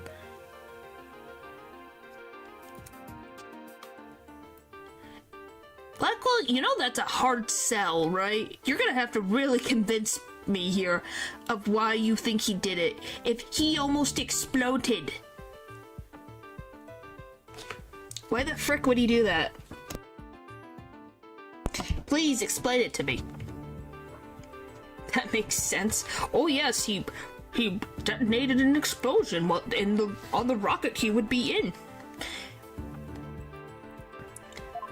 Solomon Starbuck? I recognize that name. Isn't he that famous astronaut? Correct, your baldness. Mr. Starbuck was the pilot of the Hat-1 rocket 7 years ago. As you may recall, despite some interstellar trouble, his mission was a success. Some say it was a miracle he returned alive. Suppose you could say he's a living legend. Oh, I remember now. He became something of an international celebrity, right? Oh, that haircut. Oh, boy, it's just as bad. Mankind's hope for the future. I've got to make it back alive. The Hat-1 miracle. Come along on a captivating space odyssey that will take your breath away. Okay, guys, which haircut is worse? His current haircut or this haircut? Jeez. They even turned that incident into a movie and everything. We got a real space pioneer in court today. But even heroes tumble from their lofty heights. Current, I'd say. Yeah, I'd agree. It's pretty something. Definitely current. This one's bad, but passable. Wow, I love everyone said current. Okay. Good to know. Returning to the subject at hand. Ah, yes. The victim was one Mr. Clay Terran, a subordinate of the defendant. Indeed, a loyal disciple brutally stabbed to death by his mentor. Stabbed to death, you say? You mean his death wasn't a result of those explosions? Correct. Despite his lofty dreams, the victim was seen as an interloper by the defendant, and so he was sent not into space, but to the universe which we mortals cannot see. Clay. I think I've heard enough. The case seems pretty clear-cut at this point. However, there is one thing I'm curious about. That metal box next to the witness stand. There it is! That is where the frickin'... What the frick is her name? I'm gonna double-check from the first case what the heck the victim's name was. Give me like 2 seconds. Because it's from the first case, we already saw it. What the heck is her name? Candace Arm. Yeah, so she's the one inside that explosive box. Which freaking sucks. Yeah, Candace Arm was her name. She's inside this box. Currently at this moment. Because this is the courtroom before the explosion. So she's in here.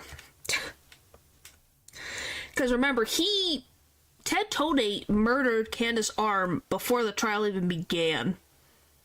He hit her with the explosive. And then put her inside here. What purpose does it serve exactly? Since you asked so nicely, it's your coffin. Sorry, it's already been filled. Ah! Have mercy on me!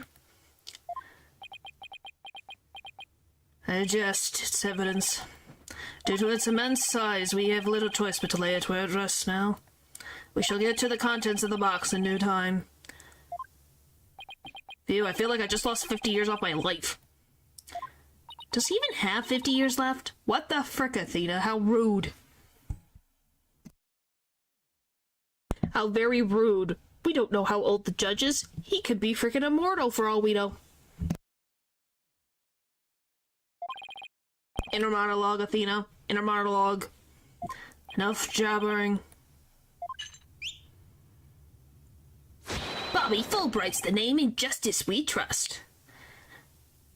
He's not. I don't know. He doesn't age. No matter how many years go by, he's the frickin' same. Maybe he just has a nice youthful glow. He must have good moisturizing kit. Ah, Detective Fulbright. I know he's not. Well, then maybe he just lives a very long time. How's that sound? That fair? Very well done. Please explain the details of this incident to the court, if you will.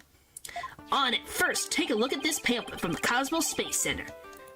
In it, you'll find a diagram outlining the overall layout of the Space Center. Let me just move. There you go. So you got the museum, the launch pad, and the floors. Is my great-grandfather. Here we are. For a more detailed look at what's on the left side of the building. Okay, there's a shelter. And there's an elevator right behind me. Take a look at this cross-section that we, the police, have created. See the launch pad in the main building? The launch pad is the square building, and the rounded structure in the main building is the main building, right? Excuse me. The launch pad is the square building, and the rounded structure is the main building, right?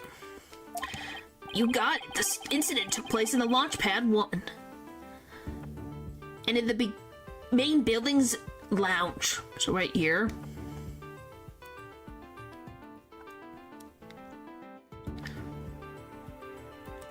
I'll be using this diagram during my testimony. It'll make it easier to understand. Okay, thank you. Witness testimony. Details of the case. Just before the rocket was set to launch, 2 explosives went off. Boom, boom. One on the 2nd floor of the Space Center's main building. And one in Launch Pad 1. There you go. Why the 2nd floor, though? What? There's nothing on the 2nd floor. He's lived so long. Thankfully, only the 2 astronauts were in Launch Pad 1 at the time. The 2 of them managed to make it back as far as the boarding lounge. But after the escape, one of the 2 was found stabbed to death. Murder on top of an explosive. Detective, the victim was already dead by the time you arrived at the lounge, correct? Yep. Thinking he'd sabotaged the explosive, the defendant killed him right there in the rocket. Just look at this tragic photo.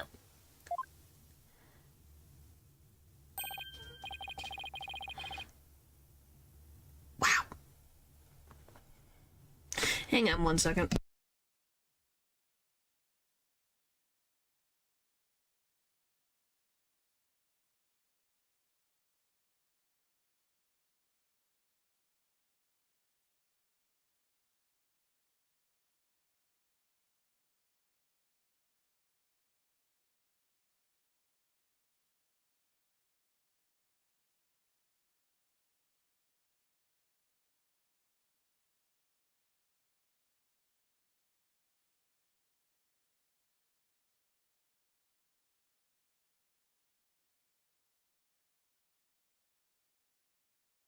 So yeah, we all agree that that sounds stupid. Like, why, once again, 1, why would he explode a rocket that he was going to be on? 2, why would he stab someone and then drag the body all the way over there? Please chill. Oh boy. By the way, what a weird stab.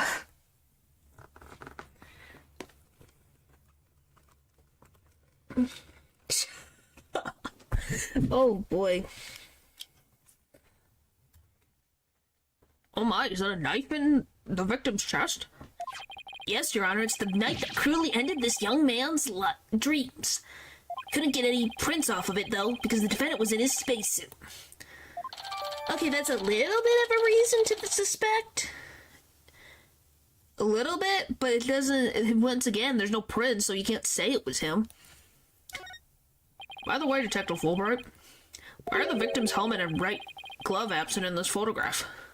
We had to remove them to identify him, Your Honor. Personally removed his glove during the investigation. We had to get his fingerprints to confirm his identity, after all. Yes, it would be very difficult to identify him without a face or fingerprints. Now, there's just one more thing I'd like to inquire about. He may have just fallen on it. That is a possibility.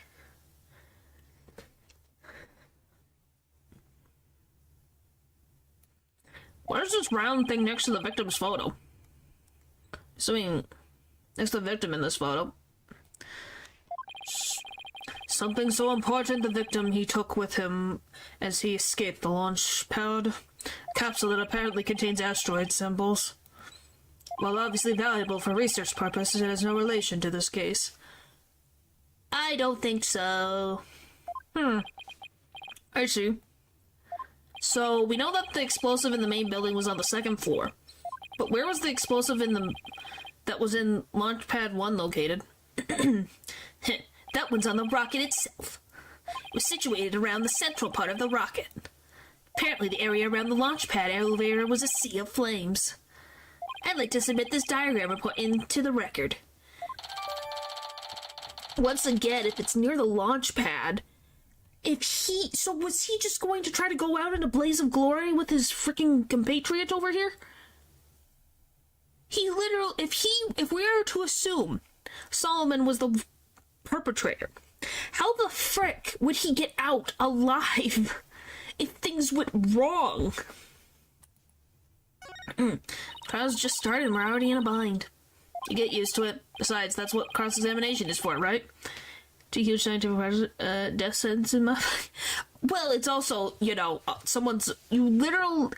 besides giant projects like this, that's a lot of time and money and safety. Like, who knows how many people were injured in the second floor. What the two astronauts were doing during the explosive, that'll be the key.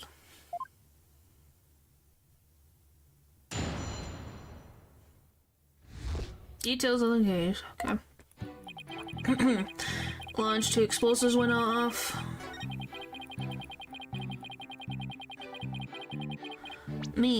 Does this give me... Okay. Oh, it's just a picture? I just wanted stabbing. The victim was discovered in the third floor boarding lounge of the main building.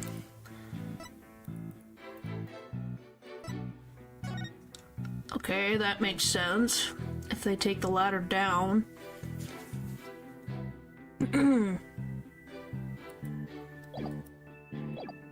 Thankfully, only the two astronauts were in the launch pad 1 at the time. It's not a good sometimes. It's really not good. Yeah, no time of death. I'm sure it was only the two of them. It was just before the spaceship was set to launch, so of course it was only those two. Well, there could have been somebody else inside that rocket. Silence. Oh boy. The notion of a third party in Launchpad 1 is utterly absurd. Just enter the area from the lounge. One must pass through a door guarded by a fingerprint recognition device. Let me just state up front that there are precious few with clearance to do so. Fingerprint recognition device? Sounds as futuristic and complex as a space center. It's a space center, Your Honor. Golly. Alright, hang on 1 second.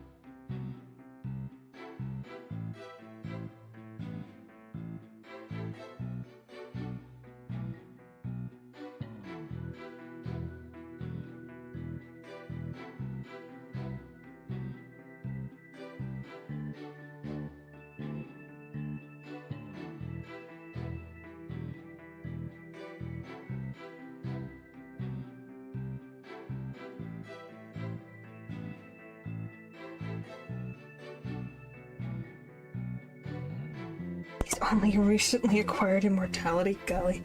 Yeah, sorry. Just was... You wanted to make yourself known, didn't you?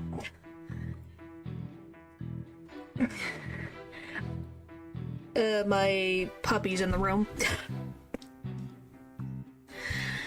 So if you hear noise, that's what it is. Actually, it's not as amazing as you think, Your Honor. Take a look at this photo. I told you, you already made yourself known. Oh my god.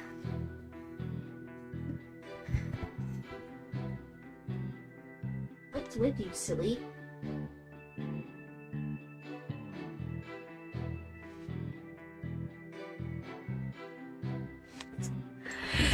Ow. You just like being... Give hug. I have been giving hug.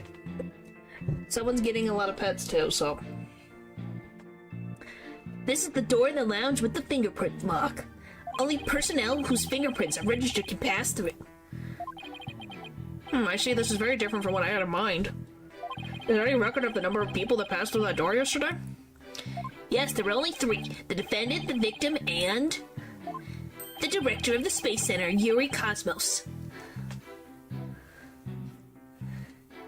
Well, I think dogs love being petted as well. Then doesn't that mean it's possible that the director is the one who did it? You just never enough pets, is it? Dolly. On a chance he was in the main building when the explosives exploded it. Why are you like this? You just wanted to be acknowledged? I've acknowledged you. Lieutenant.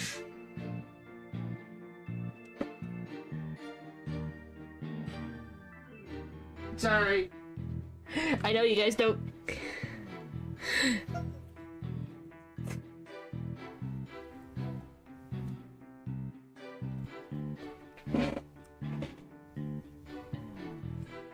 Why are you sad?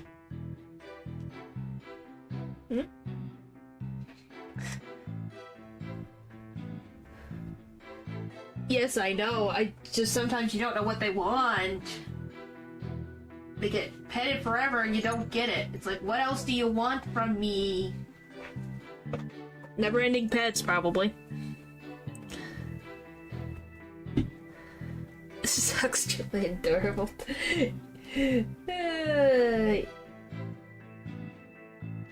Staring me down now?